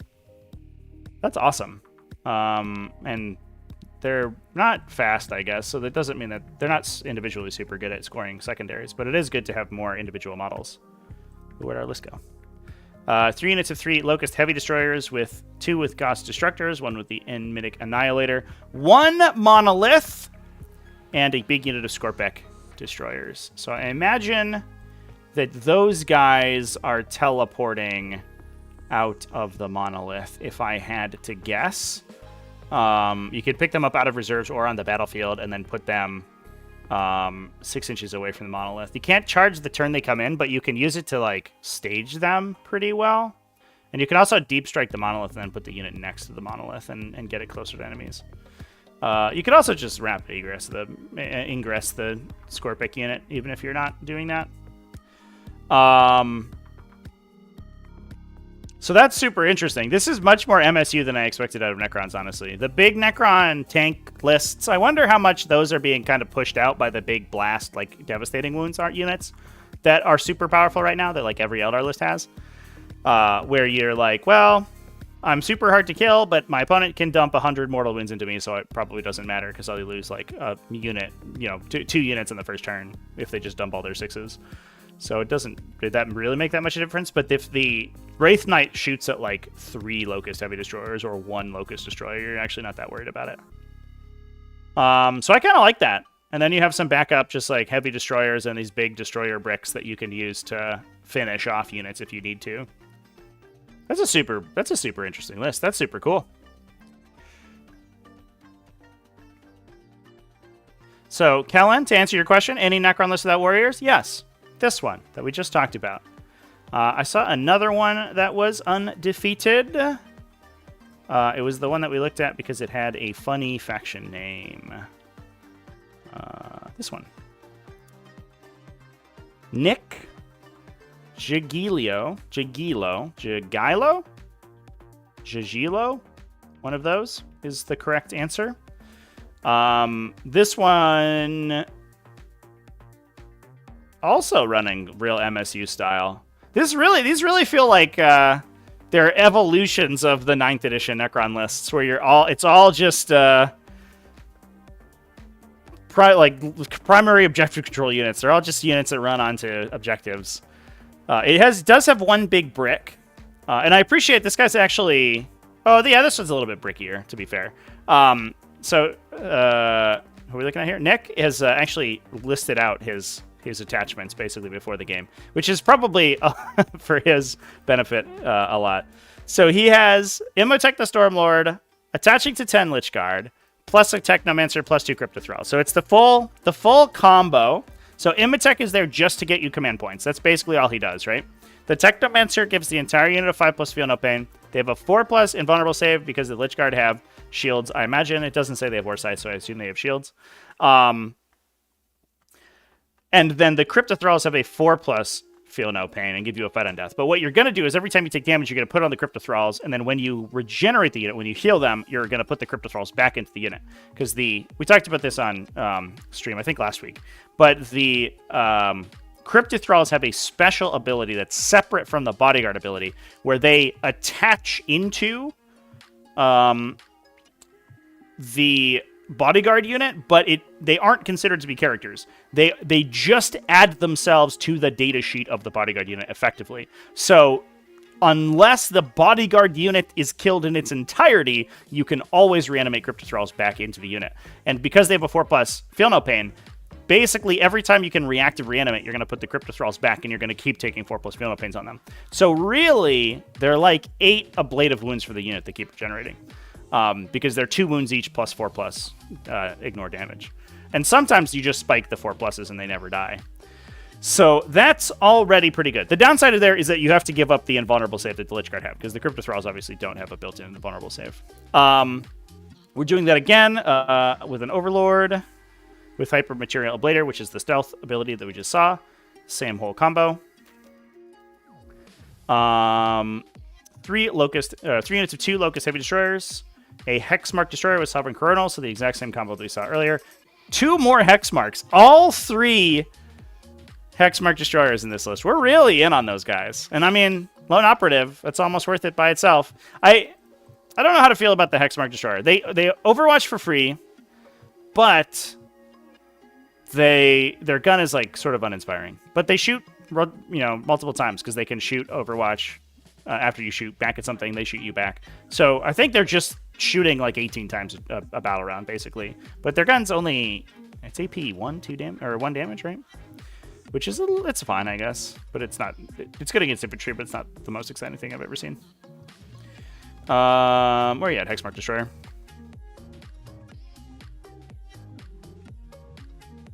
One thing that I do like is that 10th edition has given like new life to these little skirmisher characters that you never really saw before. Yeah, AP2, 1 damage. But they just shoot a billion times. So good at clearing chaff infantry, which is good. And especially, I guess, if you run them as like a little team, right? Because that's enough shooting that they'll actually clear out a unit.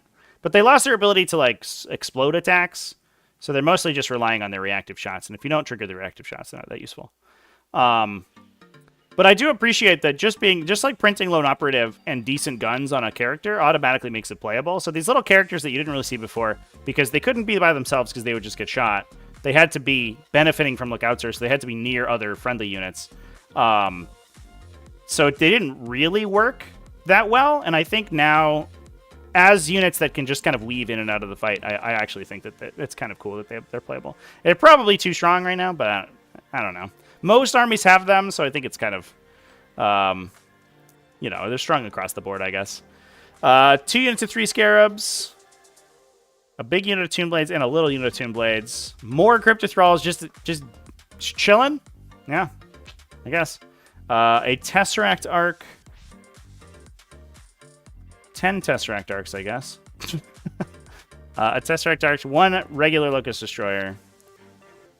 A Reanimator to give the plus D3 reanimation to all the units within 12 inches of it, and then 5 Flayed Blends just for the infiltrate.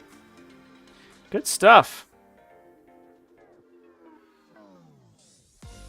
Any sisters? Not that I saw, but we can do some searching if we want to. All right, we want to talk about Grey Knights next. We did see a Grey Knights there. That was XO and 1. Where was that at? Grey Knights, come out. We were just looking for you. Where did that list go? Oh, here it is. All right, let's jump into Grey Knights. Looks like we'll have 1 to talk about Grey Knights. I don't know if there was any here.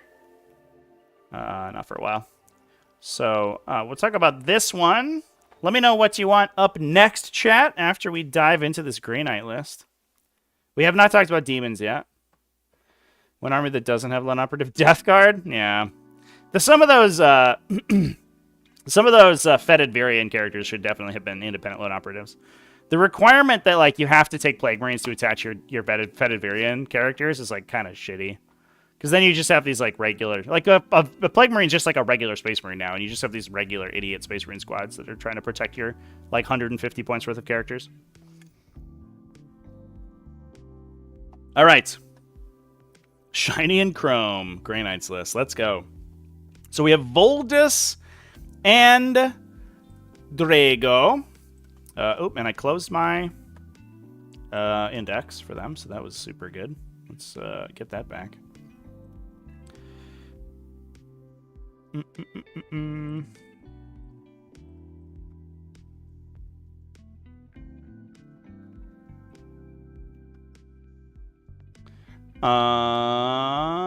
Grey Knights is what we are talking about.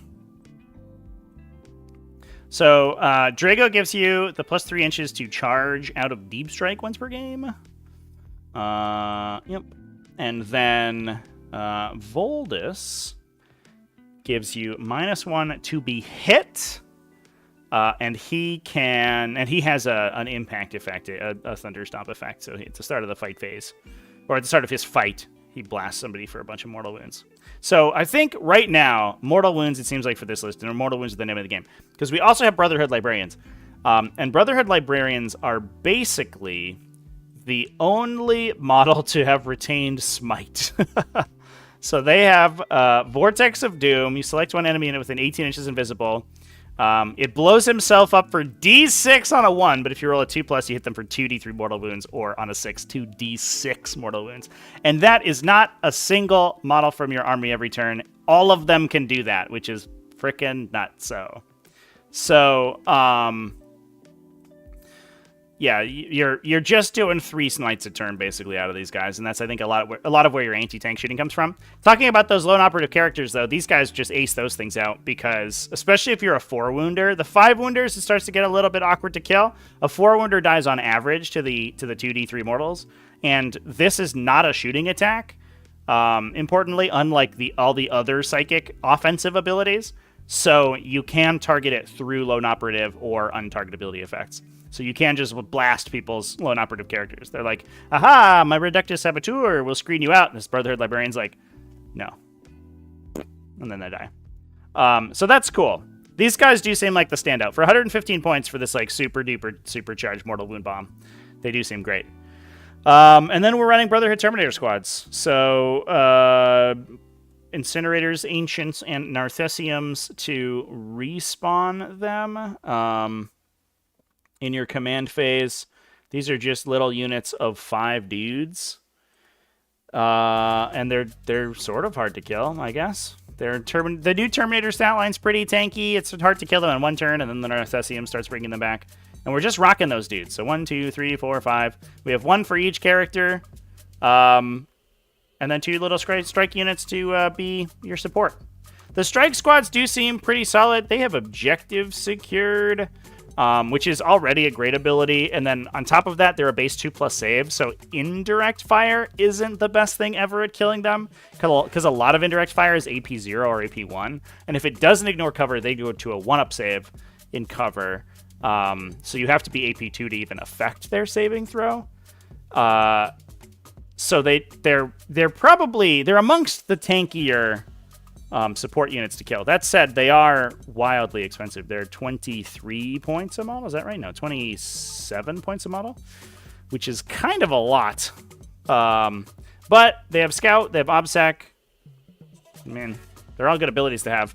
So they're good to hold down the back blind. They're also good in melee, right? They're unironically just like strength 6, AP 2 damage. So they'll fight 5 intercessors to death. And then you're just running the front of the table with 5 units of Brotherhood Terminators and trying to blow up their tanks with Brotherhood Librarians. Seems pretty straightforward. The one thing I'm a little bit sad about is the fact that these Terminator squads really fall apart in melee. They can give themselves devastating wounds for 2 CP, but they have no free strat effects. And they can get +1 to hit with their shooting, but that doesn't really make a huge difference. Yeah, and that's basically all of the attack buffs that they have. So they're just really relying on these Brotherhood Librarians to like push through big units, but it's also kind of pretty good at just doing secondary stuff, I guess, especially because they're able to bounce around the table so much with the Teleport Assault.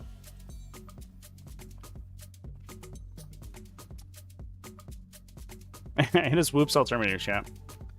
I would not call Strength 6 AP2 a particularly devastating melee profile. I'm going to be honest with you, chat. Voldus is definitely the exception to that, right? Because Voldus and Drago, I think, is where your melee damage comes out.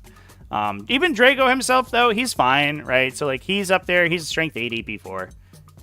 So he's, like, he has good AP and damage, but his strength characteristics a little bit whatever. Voldus is good. Strength 10, 3 damage is solid. And then also he does mortal wounds. So his unit really hits the hardest. But the rest of the unit isn't contributing too much to that fight.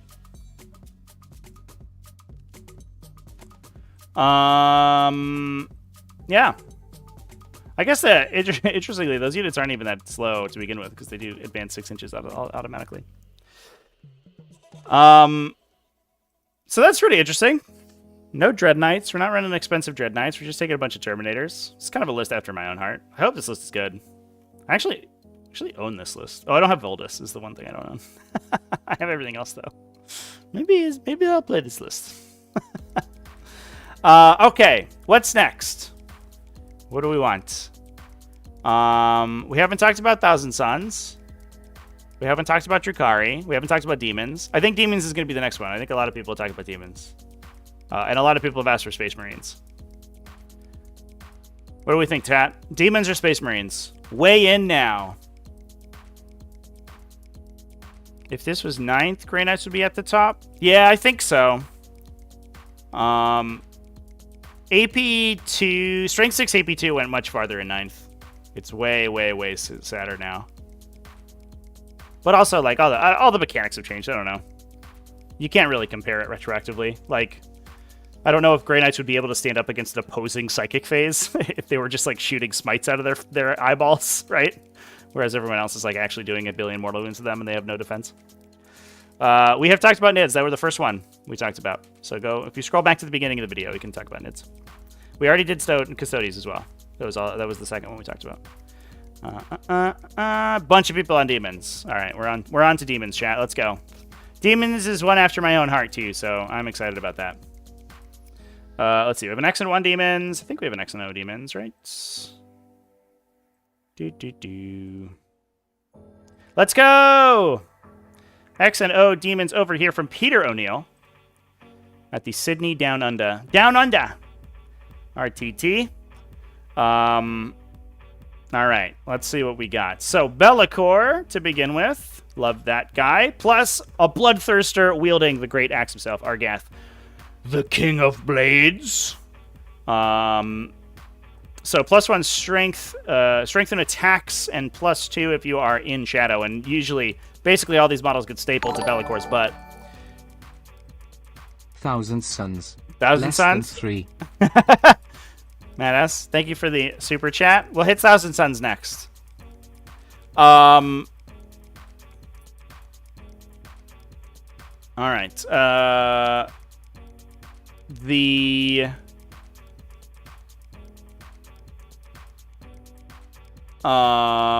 Yes. So the relic units get stapled to Be'lakor because Be'lakor has a 6-inch aura of Shadow in the Warp.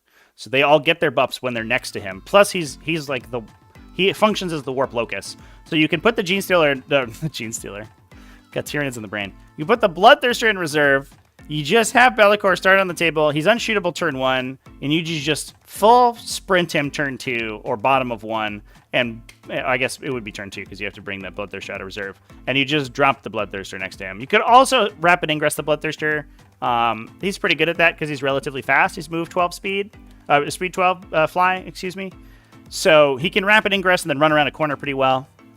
And then he just hits as ridiculously hard as he possibly can. So the full wombo combo. We also have the Rendmaster on Bloodthrone here. So we have the entire combination is active, which is you get +2 strength and attacks from Be'lakor, and then +1 strength, AP, and damage from the Rendmaster. The Rendmaster, if you haven't seen him, he's actually kind of an unsung hero, I think, of the Demons Index. He picks 1 unit at the start of the fight phase. All your Khorne models get +1 strength, AP, and damage when attacking that for that fight phase. So the Great Axe on the Bloodthirster goes to 9 attacks, strength 19, AP 5, D6 +3 damage. And then he kicks you for probably 4 mortal wounds at the end of the fight phase. The Bloodthirster plus the Rendmaster is probably, outside of like Canis Rex, is probably the highest damage, like melee damage, like single model you can get reasonably. And it's also, it buffs the sweep as well, so you can get up to 17 strength, 13 AP 3 damage on the sweep. So he'll just like clear a bunch of Terminators or something on the sweep attack too. Yeah, Argath the King of Blades is sweet. The one downside is that it's highly what's the word? It's super variable because there's no rerolls basically in this whole faction outside of Shalaxi Hellbane, who's the next model we have. So you can just miss a bunch of times, which is, yeah, it's corny, right? Like, he's just too mad. He just runs in. All he wants to do is strangle these guys, and he just drops his axe on the ground. Argath, the King of Blades, is yelling at him from, like, you know, his belt. He forgot to take his weapon out, and then he just misses a bunch of times and doesn't do any damage. We have 2 Exalted Flamers, and we have Shalaxi Hellbane. So she's just a big keeper of secrets, and is just absolutely just a beat stick. I think probably a little too expensive when you compare it to a knight. It's a little bit sad, but super tanky and super good at fighting. The only source of rerolls that you really have. So it comes in with 3 strength 6 AP2 3 damage, or excuse me, 4 strength 6 AP2 3 damage devastating wounds, and then 6 strength 14 AP3 D6 plus 2 damage big attacks. And every time you target a monster, vehicle, or character, which to be fair is basically every single unit, like every single unit keyword in the game is going to have, almost every unit has at least one of those keywords. You get reroll charges targeting them and reroll hit, wound, and damage. So Shalaxi is basically full rerolling all the time as long as you are selecting targets for them. Plus, they're a base move of 14. They don't fly, but it doesn't matter so much with the new fly keyword. And with Warp Surge, you can advance and charge her. So they're they're pretty scary, pretty decent at shooting too. It is only 18 and 12-inch range, but it's, you know, 15 attacks in total at multi-damage, reasonable AP. Plus, they've got 20 wounds, the 5+ feel no pain. So reasonably tanky as well. And then just looks like a bunch of utility units. So blues, pinks, double pinks. The pinks are just super tough to shoot off objectives. They're not untargetable as long as Be'lakor is not nearby. If Be'lakor leaves, you can shoot the pinks. But they split so many times between blues and brimstones that if you don't wipe the unit and they have a 4+ vulnerable save, you're probably not going to kill them in one shot. It's going to take you a while. And then 2 units of flamers. These guys are super useful. You can use Denizens of the Warp to put them 3 inches from enemy like utility units. And then if they don't have good Overwatch against them, you just burn them to death. They also, the Exalted Flamers in the unit give you advance and shoot. They give you assault. So you can actually use them to advance and perform actions, the new action mechanic, which is pretty useful in and of itself. It is an expensive action unit because those guys come up to 200 points. Yeah, so it's pretty pricey, but if you have to do, you know, if you draw investigate signals or something, you might as well use it. And then they also, when the Exalted Flamer itself shoots somebody, not the unit it joins, just the Exalted Flamer model, unfortunately, you have a chance of giving -2 move and advance and charge, which is a good support ability, but unfortunately it's only on a 4+, which is a little bit weird. I don't know why it's not guaranteed, but for a 70-point character, but it is what it is. But honestly, I mean, those units are good enough at clearing infantry. They have, like, flamer profiles are super strong right now, so having a bunch of AP1 flamers and heavy flamers in the unit's good. The Exalted Flamer can also shoot with a Strength 9 gun that ignores cover. They all ignore cover, which is already good, and they can drop out just outside 3 inches of you. They can basically drop onto an objective that's already being held by an enemy unit, shoot you off of the objective, and then claim it themselves. And then if you can't clear them, they can use their stratagem to lock it in, corrupt real space, so they can even like lock your backline objectives or something. So mostly just like the big greater demon show in the front, and then you're using flamers to harass the back, and pinks and blues hold the line in the middle. But yeah, pretty good. I think demons are strong. I think they're kept down a little bit right now by the top stuff. It seems very difficult for them to like compete with the really, really, really strong factions. But that said, I do think that if we see basically any nerfs at all, I think demons jump up a lot. The problem right now is like surviving the second round. They don't get shot on the first turn, which is unique and super powerful. But then the second round, they have to like take a turn to deliver or do enough damage that they can actually like push through to victory. And a lot of times, there's a lot of armies in the game that just wipe them out as soon as they have range and can shoot them. But we'll see how it ends up. I think that is all of the Chaos Demons, at least in the top here. Might have one more, maybe on Boise.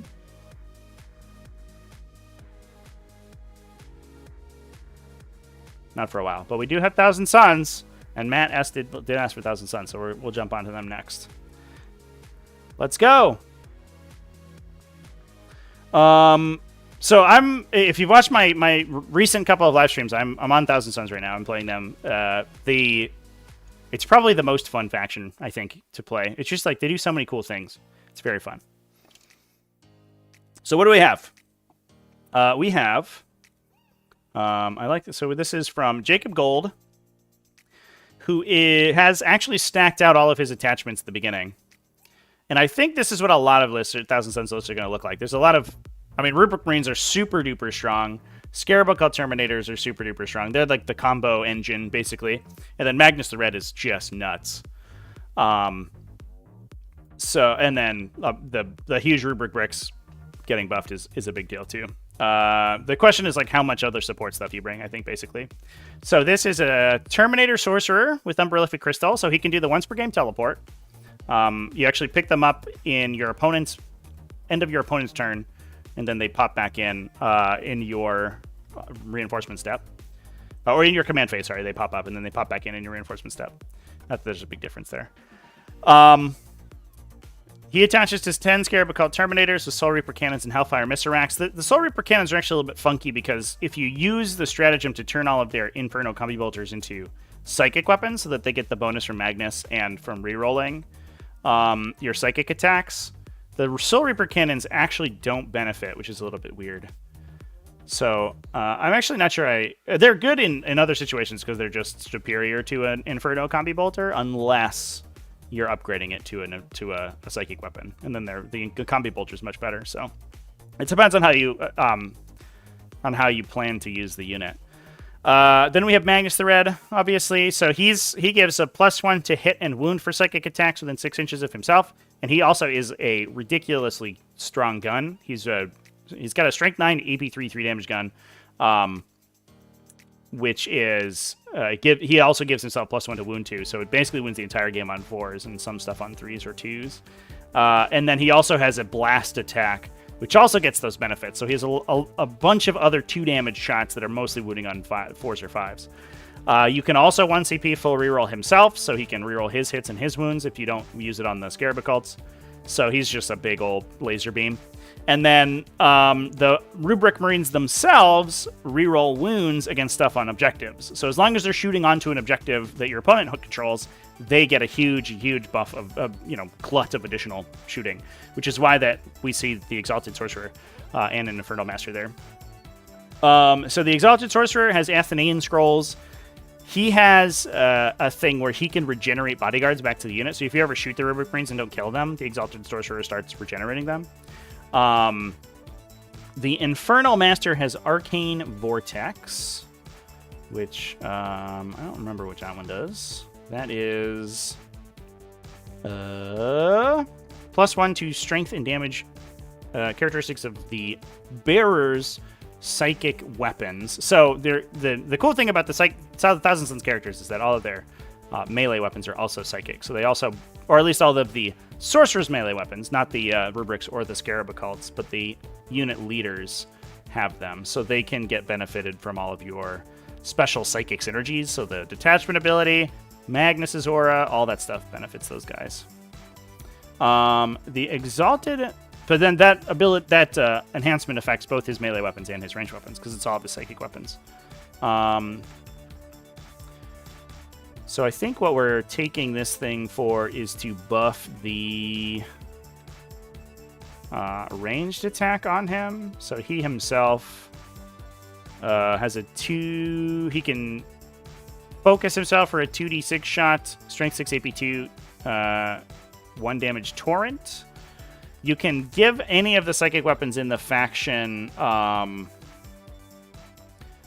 what's the word? Devastating wounds. So we're probably devastating wounding him, and then he's strength 7, 2 damage with the benefit, and then his force weapons also strength 7, D3 +1. So it's pretty good enhancement for that little dude.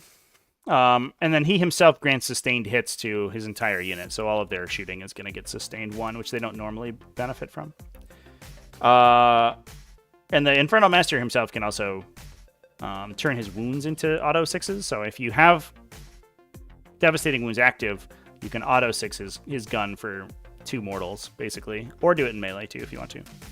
And then we have Ahriman and a big unit of Rubric Marines with Warp Flamers. So he gives +1 to wound to the Warp Flamers. The Warp Flamers automatically hit. And then if you're on an objective, they full reroll. So he's basically winning the whole game on 5s or maybe 4s and rerolling the wound roll. Ahriman gets a free ritual every game, so you can Twist of Fate for free, remove their armor save, and then the Warp Flamer unit just blows them up. It's a super expensive unit, and it's kind of tough to apply, but it is very good. And then there's another unit of Rubric Marines just there for some support, and a Rhino probably to hold. If I would hazard to guess, Ahriman's unit, but you might also just strategic reserve Ahriman's unit and put one of the other ones in. The awkward part is that if you reserve or embark in a transport, you don't get the Cabal points from whoever's not on the table. You only generate Cabal points for stuff on the battlefield at the start of your command phase, and I don't believe that it has an exception for transports. So you actually, despite the fact that Ahriman, there's like a little anti-synergy. Yeah, it's anyone not battle-shocked and that's on the battlefield. So there's a little bit of an anti-synergy because Ahriman has the highest base Cabal point generation outside of Magnus, but you oftentimes want to reserve him so that his Warp Flamer unit can get applied more easily. But yeah, I think most of the time you're going to see lists look a lot like this. I've seen some with more vehicles and less Rubric Marines, but generally speaking, you start with the like Scarab Occult brick, and then usually the Warp Flamer brick. If it's a 5 or a 10, one way or another, and then the rest is like, you know, kind of, you're probably taking 2 additional sorcerers just to generate Cabal points, and the rest is kind of like salt to taste. Thousand Suns not bothering with discs for Ahriman or sorcerers. I think exalted sorcerers on discs are pretty good because they can restrict movement on people. But a lot of times, I mean, it's just up to points, right? There's no reason not to take it if you have 5 points left over. But because you have the enhancements in Thousand Suns are so good, right? Like you take 3 enhancements almost every game in Thousand Suns. This one has all 3, right? Athenian, Arcane Vortex, and Unprolific Crystal. You don't really have those like little extra 5-point increments left over. There's actually a lot of ways to spend 5 points in Thousand Suns because almost all the characters are 5-point increments from each other. So you can have a sorcerer turn into an exalted sorcerer or an exalted disc sorcerer in 5-point increments. So if you have 5 left over, it's tough to, like, you have a lot of choices to do with what to do with it. But generally speaking, you don't really need it. It's just like +1 wound, which is, you know, it's fine.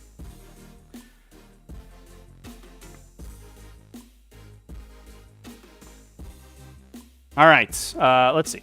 I think we might have some more of those. I think that a lot of the Thousand Suns lists are going to be the same. So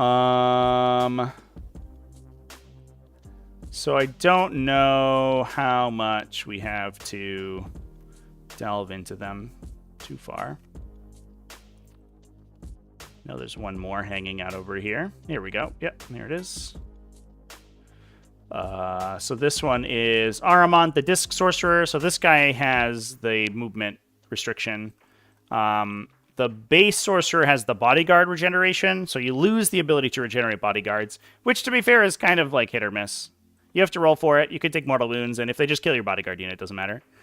Magnus and the Thousand Suns Terminator Sorcerer. So we are missing the 5th character. We're not taking that guy. But then we have a 10 Rubric Squad, 2 10 Rubric Bricks, all Warp Flamers, 3 Mutalith Vortex Beasts. So these things are super efficient right now. This is like, I think, the other kind of direction you can go in with Thousand Suns is you just focus the vehicles and monsters, and you take like utility units. There is a list, I think it might have been in a GT, that was taking a bunch of Zangors to like act as utility as well. But the Mutalith Vortex Beasts, they buff your... It's a little typo right there. A Betentatold Maw. Not a Betentacled Maw. Betentatold. They buff your rituals by extending their range, but that's not really the primary use case. Mostly they're just there because they're a ridiculous gun. So they're either a big blast attack, a 2 damage blast attack, and I guess we can pull up their data sheet. They're a big devastating wounds laser beam. That's basically it's almost a railgun. or they have a torrent weapon. And all of those are good. They do mortal wounds at the end of your movement phase, and they have a 5+ feel no pain. So they just sort of do everything. Plus, they're not too bad in melee. They're just kind of like all around really, really, really efficient. The problem is that they're sold out everywhere. It's the real issue for the Mutalith Vortex Beast. It's the one time they made Mutalith Vortex Beast yet, and now you can't find them anymore because everybody has their like old starter set, or like there was one in a Combat Patrol, right? There's a Combat Patrol Mutalith Vortex Beast that nobody ever played. Yeah, so they have a super duper strong gun profile. They get to pick one of these shots to use. They have a shot for every situation. They can overwatch well because they have a 2d6 torrent weapon. They buff your rituals, which is good, but not amazing. It's good to like supercharge Doom Bolts and just rocket them down range, or you can like double range Twist of Fate and then shoot them with long range guns. But honestly, a lot of times you're up and close and personal because you're shooting people with flamers and stuff. And then also they do mortal wounds. They're not the easiest thing to kill because they have a 5+ and then 5+ feel no pain. They're not super tough because they don't benefit from cover, really. Their save kind of sucks. But they stick around longer than you expect them to. They're basically the equivalent of like 20 wounds with a 5+ feel no pain, which is pretty sick. And then, yeah, that's just where they're at. They're good. For 145, it's just a super duper strong profile. So we're taking 3 of those, and then a big scarab called Terminator Brick. So sort of leaving a lot of the Cabal points behind, just to spam Mutalith Vortex Beasts. The other unit that's really good, obviously, is the Forge Fiend, too. I think the Thousand Suns one doesn't get devastating wounds, but it suppresses people, and it's cheaper than the Chaos Space Marine one. So that thing is also super good. And it's longer range than Mutalith Vortex Beast. Mutalith Vortex Beast often gets outranged, so you have to be paying Cabal points to double move them to get them in range, which is a little bit, it's pricey.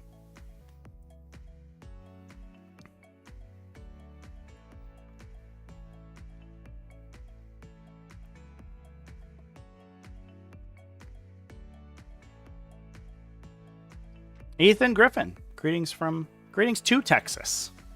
Thanks for coming and joining. All right, I think that's good for Thousand Suns. I saw one for Orcs. We got Orcs and Space Marines were, I think, the last requested ones. Should we hop onto Space Marines now? We have a couple Orc ones to talk about. And then I think there was this Raven Guard for Space Marines. And for sure some Iron Hands somewhere, right?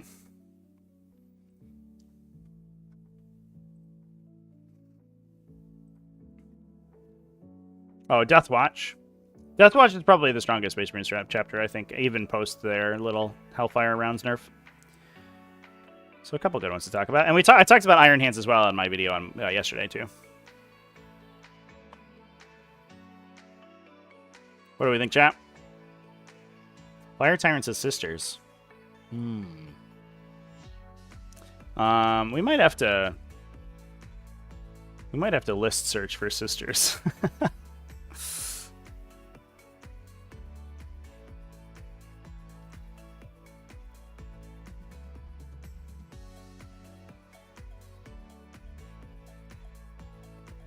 I wonder if I clicked Tau Sept when I was looking at Tau Empire. That might have been the problem.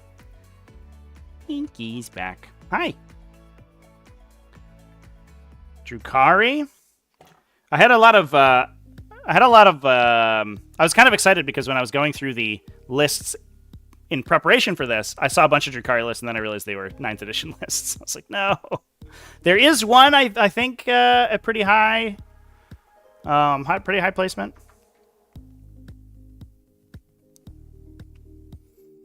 Can Thousand Suns ally demons? You can, but I don't think you should, to be honest. They don't generate Cabal points, and you don't generate Shadow of Chaos, so kind of none of their synergies work. They don't break any of your synergies, but it's two armies who are very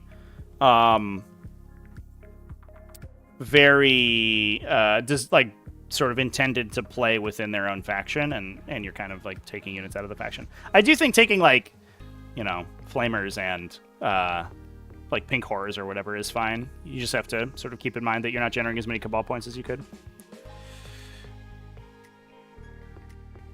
see if we get any Drukhari here back here, chat, while we're looking for it. Another for orcs. I think we'll do orcs, but let's take a look at Drukhari. Did I do this right? No, I didn't.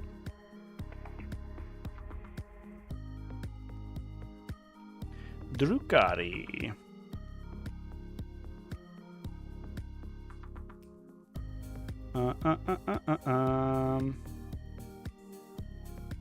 Yeah, I believe these were all 9th edition results. Yeah. No 10th edition Drukhari lists so far. That's a 9th edition event too. Sag. I'm sorry, chat. Unless, of course, it's doing the weird thing where it's not showing me the results, but I don't know. All right, so let's do orcs. Let's talk about some orcs. We got Richard Kelton, the great orc man himself. I bet this was the pairing first round here. Chris Vaughn and Richard Kelton.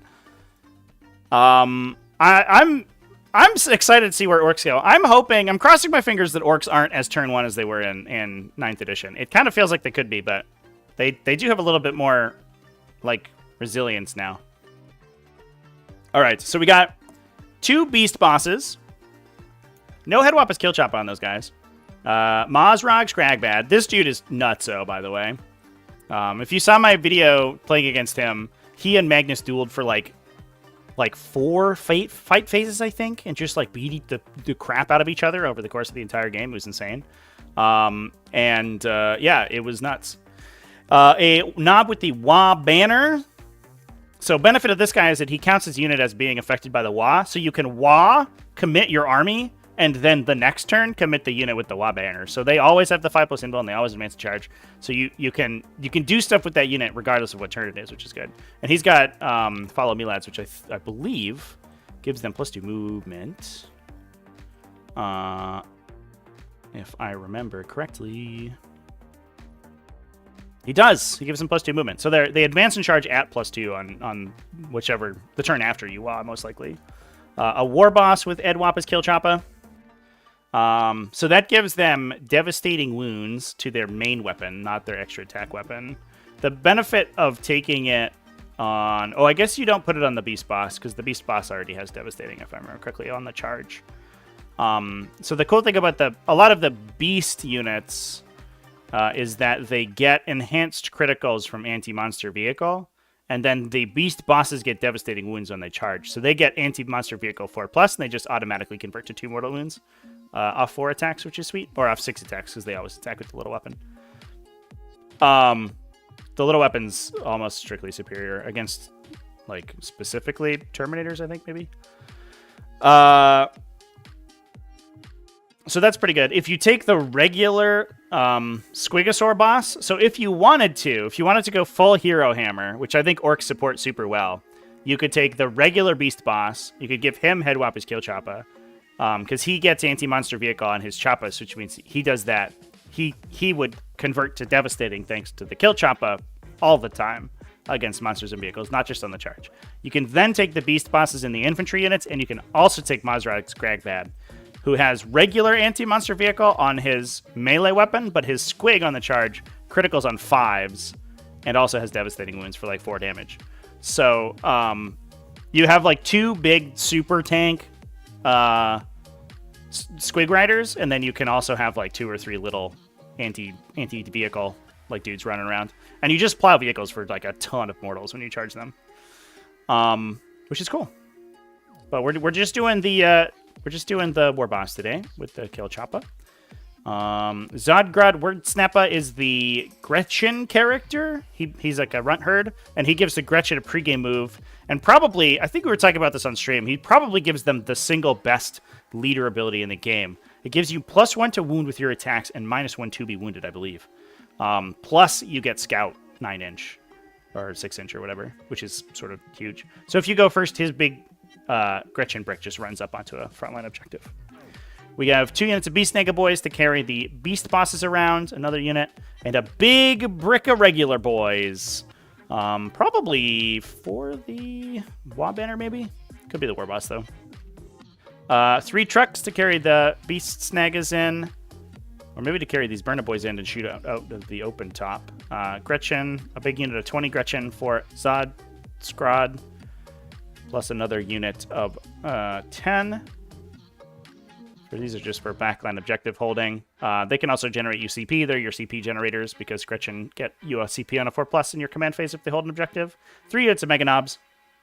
Or excuse me, 2 units of Mega Knob and 1 unit of just regular mech guns. And 2 units of Storm Boys. So I think for scoring points. So I think that we are putting... We have some options. We can reserve the Burna Boys and use them to... sort of fight, like skirmish with other utility units. We can also put them in the truck and shoot at the top of the truck.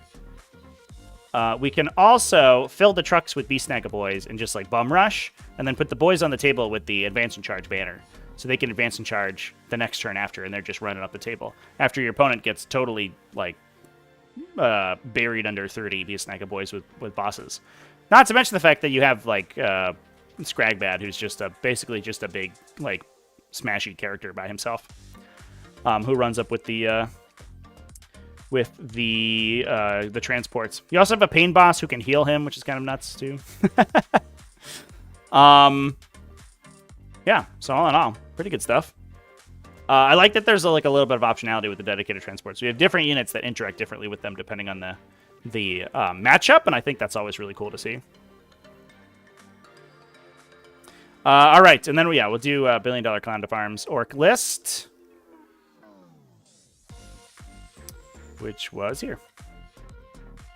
So he got, speaking of which, we talked about a 300 points. We got 90 and then 200 points this time, which is pretty wild. Just a lot of pushing through people. So this is a Beast Boss and a War Boss with Follow Me Lads. And so very, very light on characters.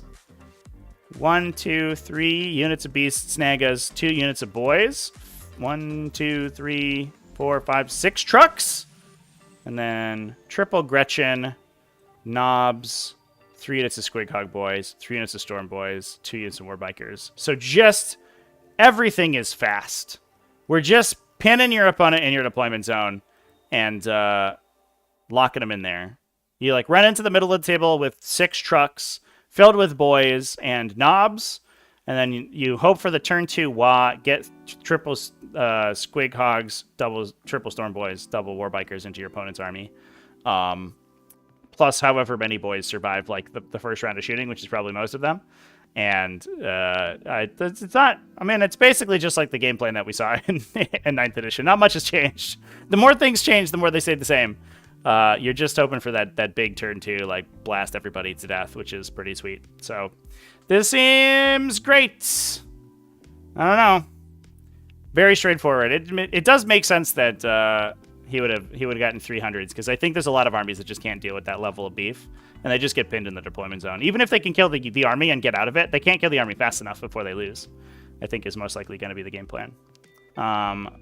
Sadly, we don't have as many cool characters, but I think we're less worried about doing like raw damage with this army. We're more worried about just stealing people's objectives with like OC2 boys charging onto them. We're on Best Coast pairings right now, chat. All right. We're sort of getting towards the end here. We'll talk about some Space Marines because I said I would a while ago and then we didn't do it. So we'll drop onto some Space Marines. This is a Raven Guard one. To be fair, the differentiation between chapters less impactful than we saw previously. I almost wonder if we start to see factions fall by the wayside and we start to rate things on detachments, basically. So playing in Gladius Strike Force is like basically the same, almost regardless of what chapter you play in, because all your sub-faction abilities are the same. You just have different characters available. And the only difference between Raven Guard and anyone else is that you have Cape and Strike, which who's like, I mean, Cape and Strike's good, but I don't know if he's particularly like faction defining, especially since we didn't even take him. So like, is it really Raven Guard? I don't know. It's kind of Raven Guard, I guess. Grab their index real quick. So we have a Gravis captain. This guy's got the honor vehement, so that's the relic weapon. You get +2 or +1 attack and strength, +2 attack and strength if you're under assault doctrine. You have a power fist and a relic blade, which is the Gravis Captain's loadout's super bizarre because he gets extra attacks and a bunch of stuff. So he has 5 attacks from the power fist and then 2 attacks from the relic blade.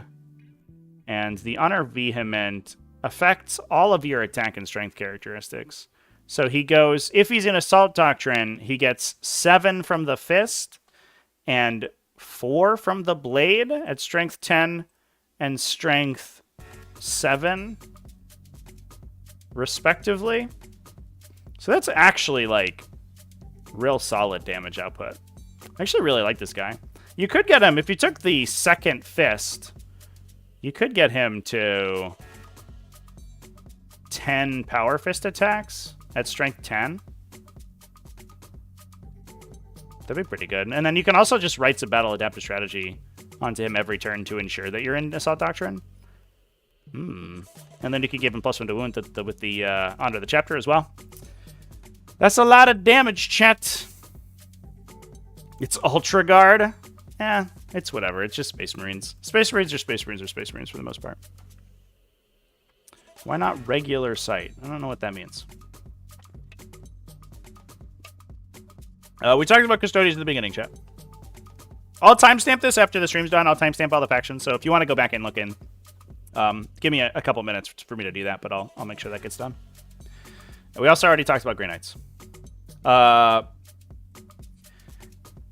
So he's going to lead 6 aggressors, it looks like, with Boltstorm Gauntlets. We have a Brutalis Dreadnought. A Brutalis Dreadnought! What? That's crazy. Okay. And a little Eliminator Squad. All right, we got some Raven Guard theme in here. Double Eliminator Squads. But again, these guys are, you know, they're like lone operative, right? Because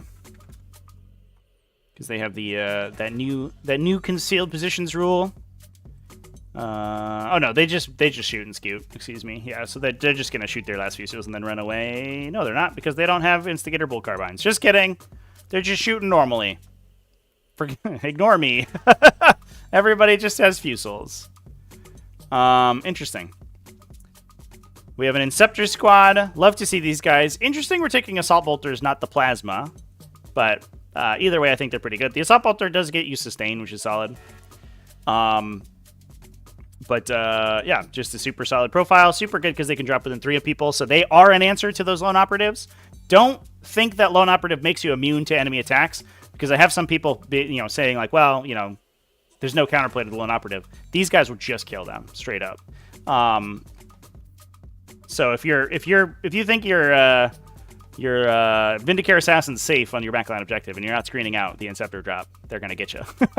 It's very difficult to screen, so they will steal that objective right away. And Cursors, love to see these guys. They can give you +1 to hit for shooting at you, so they can sort of combo with the aggressors. Because the aggressor, you can tag somebody with the Incursors, then you just plow them with the aggressors. Another Incursor squad, plus their Scout keyword, which is also useful. Invictor Tactical Warsuit, 1, 2, Repulsor Executioner. I'm seeing a lot of Repulsor Executioners. I'm really interested in that. I guess they can like carry the little units around, which is good. But it feels like you're uppaying for a transport when you don't really need to. But they do have a lot of anti-infantry shooting. Although we have like aggressors in the list. Are we that worried about anti-infantry shooting? I guess so. 1 Hammer Strike, which I remember, if I remember correctly, gives you +1 AP as its support effect. Oh no, excuse me. You ignore cover after the Hammer Strike shoots you, which is basically +1 AP. And then also has a sweet Melt-A-Gun. It is only strength 9, but you can Oaths of Moment whatever you want, so it's probably fine. And AP 4d6 damage, 3 shots each, plus all of their missile and crack launchers, and then drop cover off you so that you could get closed out by the Boltstorm aggressors. And you can also, if you're in Devastator Doctrine, right, so you advance and shoot, that Boltstorm aggressor unit can Storm of Fire for free. and they get +2 AP ignore cover with full rerolls. So they can actually go, because their base AP is 0, they go to 1 if they target the closest unit, 1 if you're Stormer fired in Devastator Doctrine, and 1, I guess they would already ignore cover, but 1, either way, I guess they have 2 ways to ignore cover. I kind of feel like this should be the +1 AP guy. Who's the +1 AP guy? That's the Thunderstrike?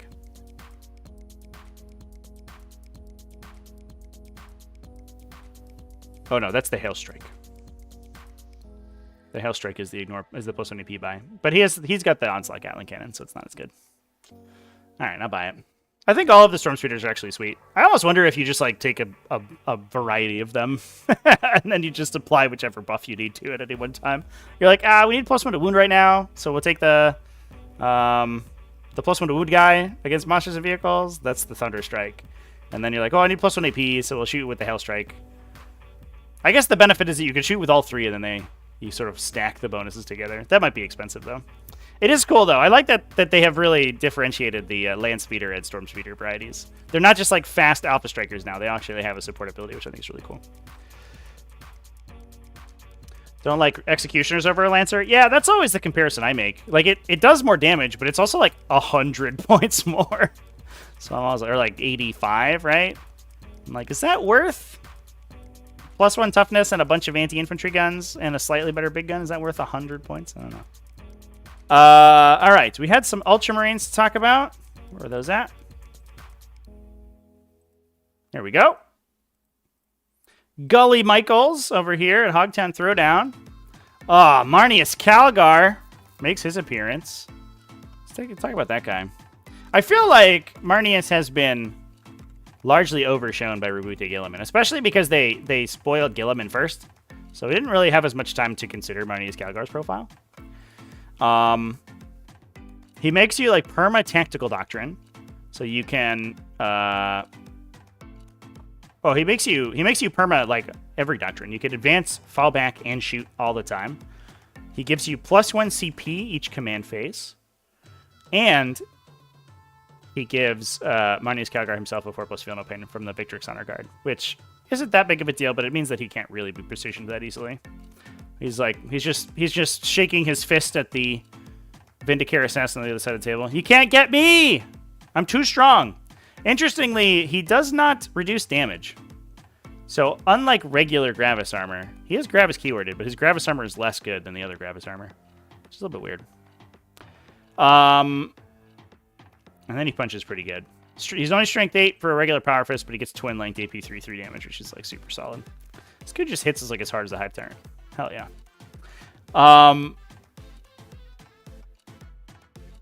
We have a Primaris Apothecary, a Primaris Lieutenant, and Reboot the Gilliman. So you can get 2 free stratagems every battle round from Gilliman, plus a free CP. So this is probably the most CP economy you're getting out of an army, which is very, very much like Ultramarines theme. You could have a Rites of Battle in addition, but I think that's probably overkill. I don't think you need that many. So the Primaris Apothecary is not running Welter Discipline.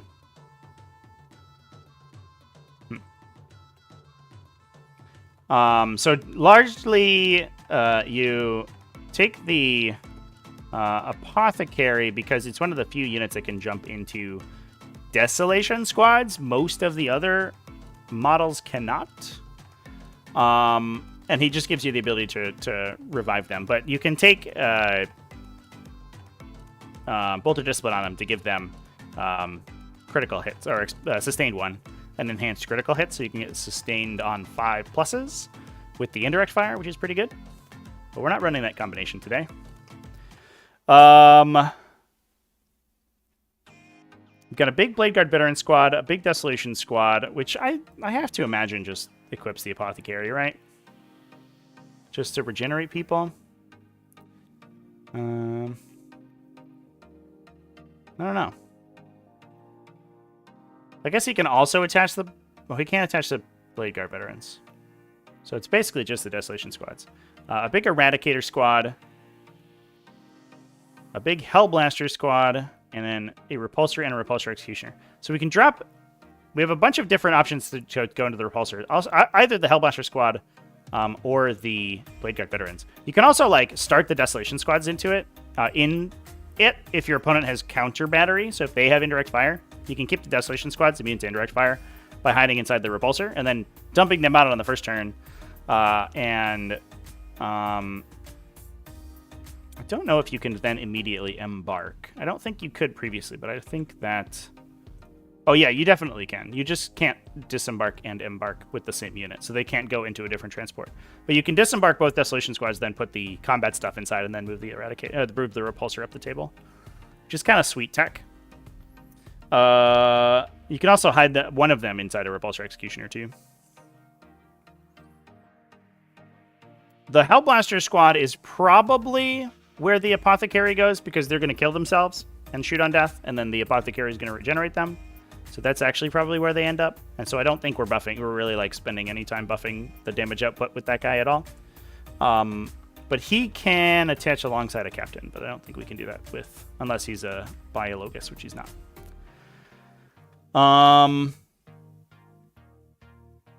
Yeah, and then Calgar and the Lieutenant can hop into...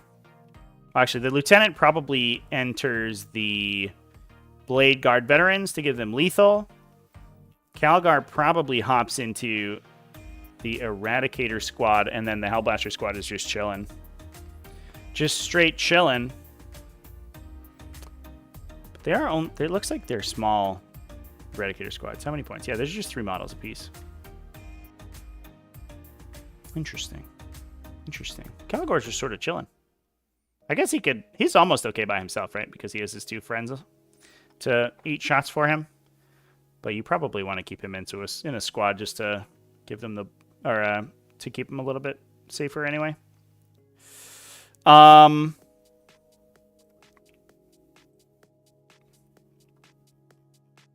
He is leader, right? I'm not crazy. He is like a command squad that hops into other units, right?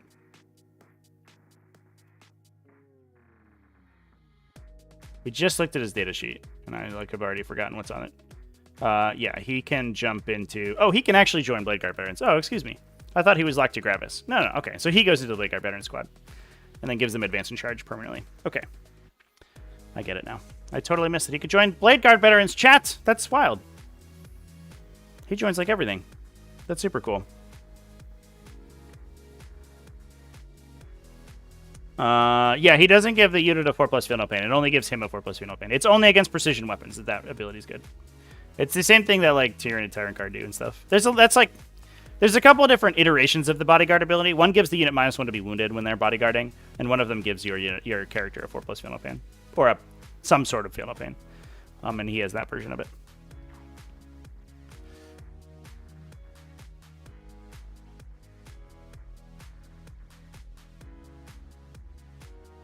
It is a little bit confusingly worded, chat, because it does say this unit, but it says this unit's Marnia's Calgar.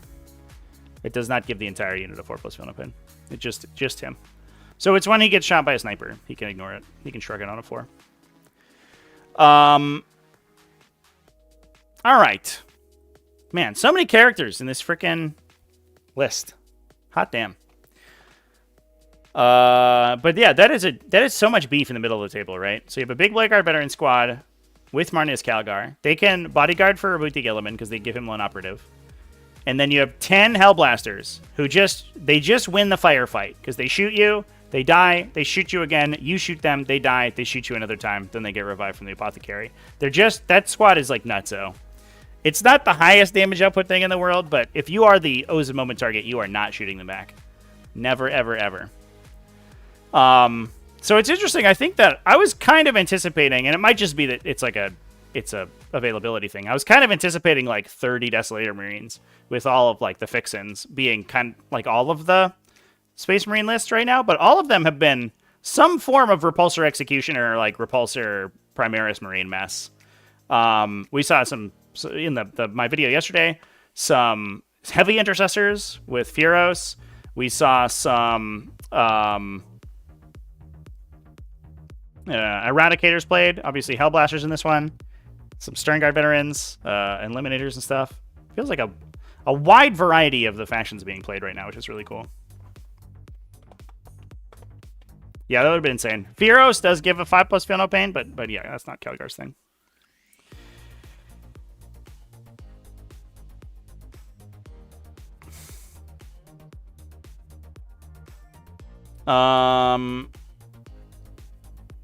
You can't. Unfortunately, you can't stack the apothecary and the lieutenant. I don't believe, right? Oh, I'm sorry. You can. Just kidding. Yeah, you definitely can do that. But I don't think you need to. Yeah, the apothecary doesn't actually grant anything to the unit. He just regenerates guys. I guess it is good because you are generating models, but you can just put Bolter Discipline on the lieutenant and they get the full thing by themselves. But yeah, it is super duper sick. Honestly, I'm surprised more people aren't running Bolter Discipline. It does feel like kind of just like an auto include, just a windmill slam in a lot of situations. Especially like a list like this that has so much CP economy. Like there's going to be situations where you're like, I guess I adapt a strategy for Devastator, and then the unit just like goes ham and blows people up. Yeah, they get lethals on 5s from the lieutenant though, right? The Primaris Apothecary doesn't actually have any buffs offensively for the unit. He just regenerates bodyguards. The lieutenant just gives you lethal hits by himself. The Apothecary is good, but I'm saying that to do the damage, you don't actually need him, right? You just need this guy. But the Apothecary will regenerate the models who die, which is already good.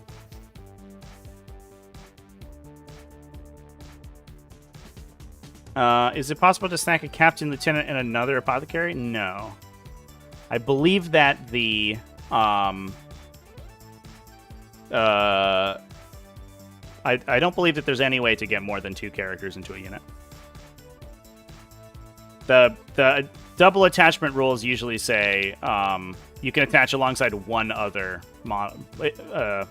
character, basically. So you can pick another character to multi-attach with, but you can't go if they have more than one, to my knowledge.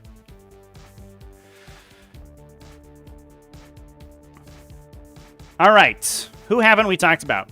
I'm just going to go through the top list here, and we'll pick out some factions we haven't discussed. We skipped Eldar. Some people were asking about Chaos Knights. We can look at Chaos Knights super briefly, but I don't know if it's going to be like that exciting because the Knight lists are largely the same, at least for the time being. So this one is an Abominant, 1 Despoiler, 1 Rampager, 1 Tyrant, no enhancements. Wild. Okay.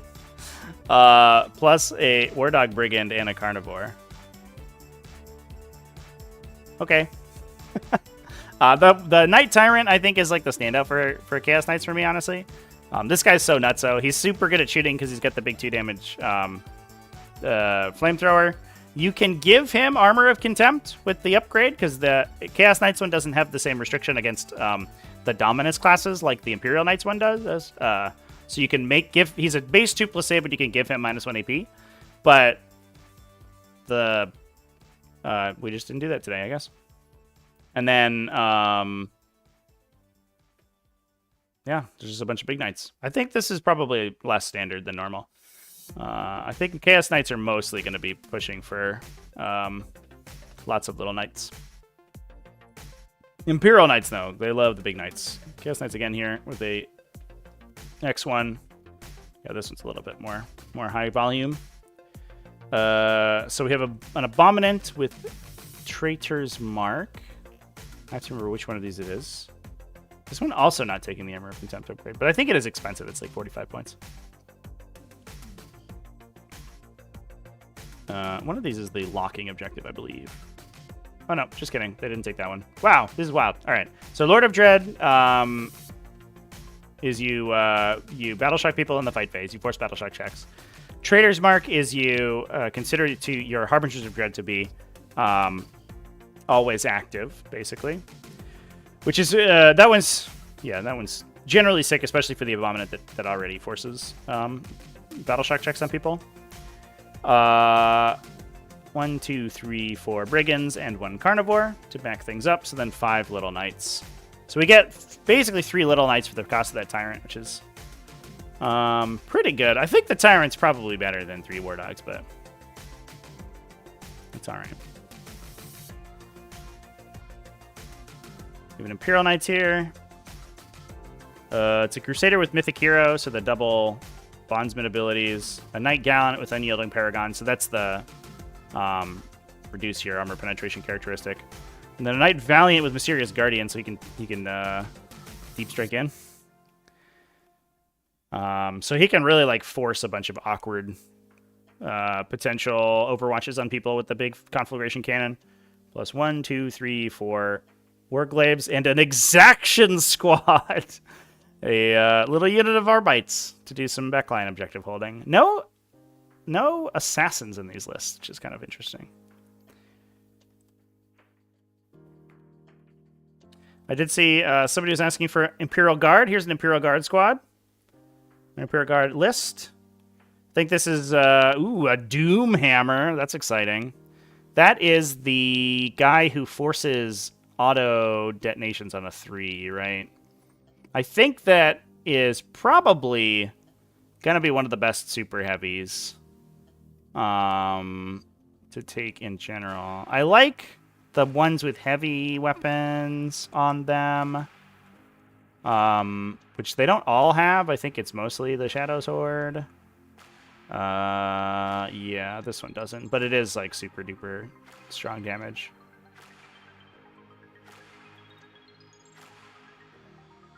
Oh, so the Doomhammer's, sorry, no, that's a different one. So the Doomhammer is a Melta weapon. So it fires D6 plus 3, strength 12, AP 4, D6 damage. Monsters and vehicles are considered to be within half range, so it automatically triggers its Melta 6. So it does D6 plus 6 damage at AP 4. You can only buff it, I guess, unless the only offensive buff here is just like +1 to hit from Lord Solar, right? So, and then lethal hits. I'd like to see a Trojan support vehicle on this list, chat. 4 heavy flamers is actually kind of sweet on these guys because they're very annoying for like light infantry to move around because you're just always threatening that 4d6 Overwatch with rerolls. Even like medium vehicles, you're winning on 5s full rerolling. You can actually like plow a couple damage in for a CP, which is kind of sweet. And then yeah, it's kind of, I think this is where like a lot of these Militarm lists are going to look like. 9 Scout Sentinels, 3 Manticores, and a Basilisk. That's even light on indirect fire because we've taken the Doomhammer, which is cool in Mimi, so I appreciate it. But it's like mostly the indirect fire game, right? With being buffed by the Scout Sentinels and then all the orders in the background the background here. We have an Engine Seer, so we can give the 4 plus invulnerable saves to the Doomhammer too. Amazing. 2 units of 5 Scions for special stuff. Infantry squads to hold down objectives. And then 2 heavy weapon teams with las cannons, because they're cheap.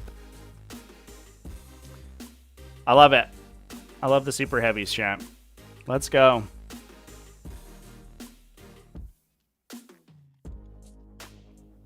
A lot of Knights not winning for all the complaining. Well, you didn't see the GT results. The GT results was... Also, look at this. What are you talking about Knights not winning? Get out of here, chat. It's not that Knights aren't winning. It's just that we already talked about them in the video yesterday. So we're not talking about them today. It's like immediately above it. There's 2 undefeated Knight players. Knights did insane. Knights and Eldar were the crazy standouts.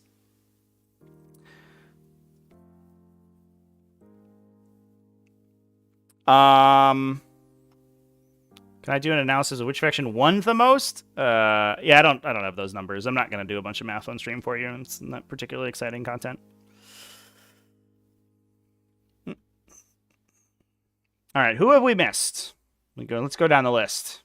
Who have we missed? We got Orcs, we got Necrons. Votann has been the one that we haven't talked about. Votann and Sisters. Drukhari we didn't find any lists for, which is sad. And Death Guard. And World Eaters. All right. It would be wild if there were no World Eaters. Let's see if we can list search a World Eaters up here.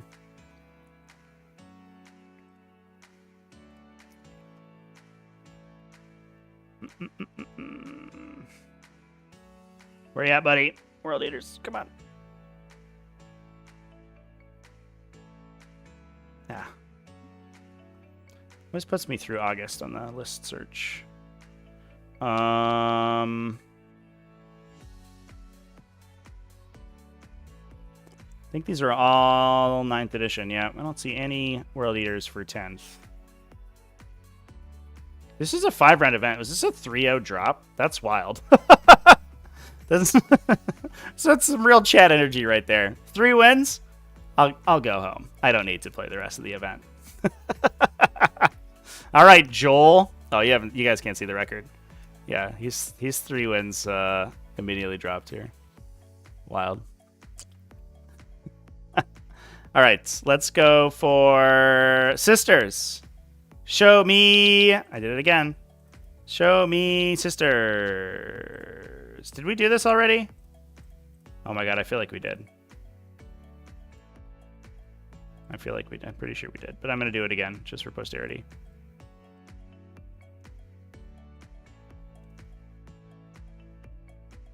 We have a no-win Sisters, and then a 1-win Sisters. Well, I guess that's what we got. Colin Musgrave, congratulations on your on your selection here, but it looks like slim pickings for the Emperor's Daughters here. Emperor Save Us from Indirect Fire is a very apt name for a Sisters army. Ephrostergan and Kaiganil, an Imagifier, Junith Iroita, the memeiest like weird infantry character in the game, but it seems absolutely sweet. And Saint Celestine, 1 Battle Sister Squad, 2 Rhinos, 1 Castigator, 10 Sacrosants. So we have at least we have space for the Sisters and the Sacrosants. And the funny thing is that Junith could go into the Rhino without and just counts as a model, which is very strange because she's like randomly infantry for some reason. 3 units of Crusaders to do some objective holding, double Exorcists, double Repentia. So these might actually be the models inside the Rhinos, excuse me. And then 3 Seraphim, 1 Zephyrim, and a Vindicare. So untargetable.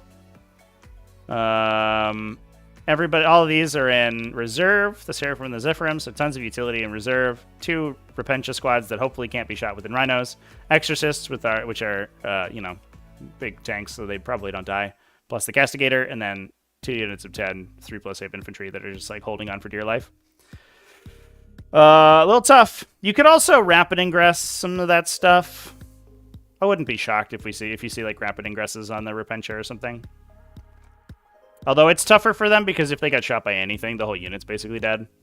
Whereas you want to rapid ingress things that you don't have to babysit quite as hard, but you can basically like automatically guarantee at least like a 13 or 14 inch charge, so it might be fine between the movement and the charge with Miracle Dice, so it's probably okay.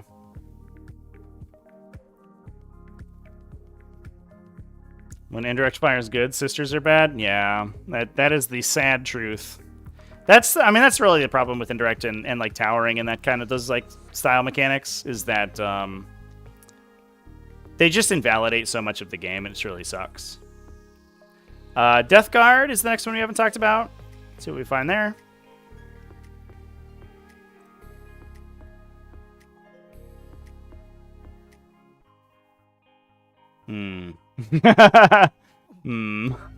It's not looking good, chat. So we have another X1, and this looks like a buy. That's sad. To be expected though. So James O'Connor, thank you for your sacrifice. Oh, this is even 9th. This is 9th edition. This is even in 10th. Well, I don't see any in 10th. Welp. And AdMac we haven't talked about. And then I think, is that everybody?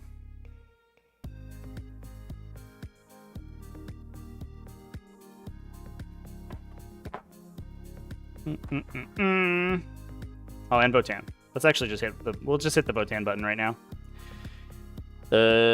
Boise Cup had a 2 and 3 Votann. Yeah.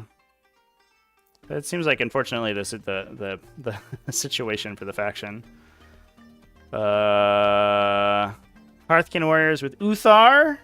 Hearthkin Warriors with a Grimir. Not a Grimnir, a Grimir. Hearth Guard with an in-here champion. 2 units of Chthonian Berserks. Looks like just 5, probably. 3 units of Pioneers. 2 Sagittors. 2... Put Hearthkin Warriors in, I guess? Plus Brokir Thunderkin, an Iron Master with Wayfarer's Grace. That's so weird. The Iron Master joins the Thunderkin. It makes me angry because of the massive amounts of like score energy within, or the anti-synergy within the Votann Codex. Because this unit right here, this unit has 3 ways to get +1 to hit, but it doesn't need them. And really, it just means that the Iron Master can +1 to hit the Land Fortress. But why don't none of them stack? Why can't you get the Brokir Thunderkin to hit on 2s, right? Because they have a heavy weapon, so in their main stationary, they get +1 to hit. If the target has a Judgment Token, they get +1 to hit. And if they've been targeted by the Iron Master, they get +1 to hit. So that it's like, why aren't any of these +1 ballistic skill? Just doesn't make sense. I guess it's like they don't want you to be able to stack too many +1 ballistic skill effects, but like, who cares? Make the Iron Master give +1 ballistic skill instead of +1 to hit. I don't know.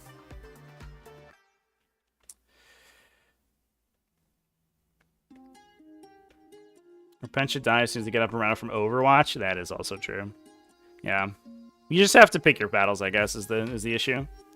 Where can we check the lists? The lists are on Best Coast pairings. 4 armies with little to no results. Yeah, I mean, they're the armies that like you would kind of expect. But to be fair, it's only 1 week of results, and a lot of people played. Inky's mad. A lot of people played 9th edition this weekend, right? There was like a ton of 9th edition, big like final 9th edition competitions. So I don't think we haven't gotten a full view of all of these factions. And this was also, yeah, only 9th edition lists for Adeptus Mechanicus. Do you mind, Cat? Please stop. Yeah, and I think, I don't know, especially along, given the fact that a lot of these armies are like super duper tuned. So, you talk about Eldar, you talk about Knights, even Necrons. These are the armies that like people are going to tech for, and I do think that's gonna slow down their like meteoric rise a little bit.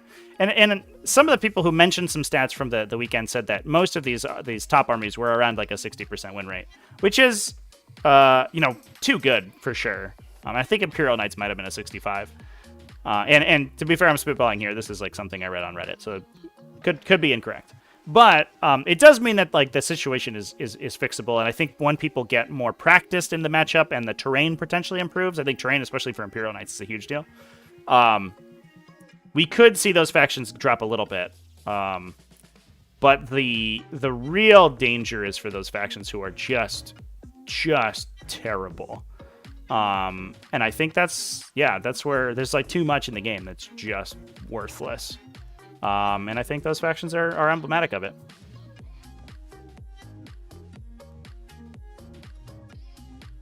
Do I think the 11 out of 33 for Eldar was a fluke? No.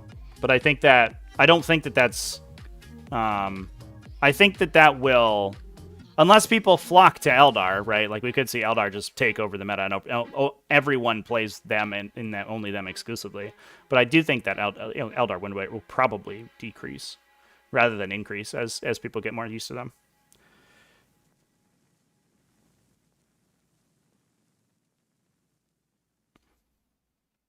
Was an Eldar 80% with mirrors removed? I don't know. I only am regurgitating what I read, and it was like 65. It could have been 80. I wouldn't be shocked. I do think if anyone needs a hit, it's definitely Eldar. It's definitely like the devastating wounds stuff for sure. I think you need to take the fate dice. You need to knock down the fate dice mechanic quite a bit and probably increase their points. But the other factions, I don't know, are potentially solvable within the meta. Eldar's definitely too good. But I think the question is, you know, what's worse, right? Is Eldar being too good worse, or is the fact that you have like 5 factions that are literally unplayable worse? What needs change first? Hopefully we get all of it. I want everything. Change it all. Make everything better. That's what I want to see. We'll see. I don't know. There's a long road to go, but we'll get there. And honestly, like we are looking at kind of skewed results right now, but the RTT results look a little interesting, right? Like, you know, obviously, if you're going to an RTT and you play against Eldar, you're like, fuck me. Oh well, that's too bad. I'm gonna get shut off the table. But like, there's so many other interesting builds here that are also doing well. You know, Genestealer cult. We get some Tyranids in there. We get some Chaos Demons in there. And I think that's what's interesting about the RTT scene, at least, is that like you also get these other sub-factions that just have the ability to play against non-standard stuff. And it's not necessarily like the #1 lists that are at least undefeated. If we had gone to 5 rounds, though, these all would have been Eldar and Imperial Knights, though. 100%. I don't think that, you know, that is the 3-round event is kind of an obfuscation of the imbalance rather than, you know, a counteraction of it.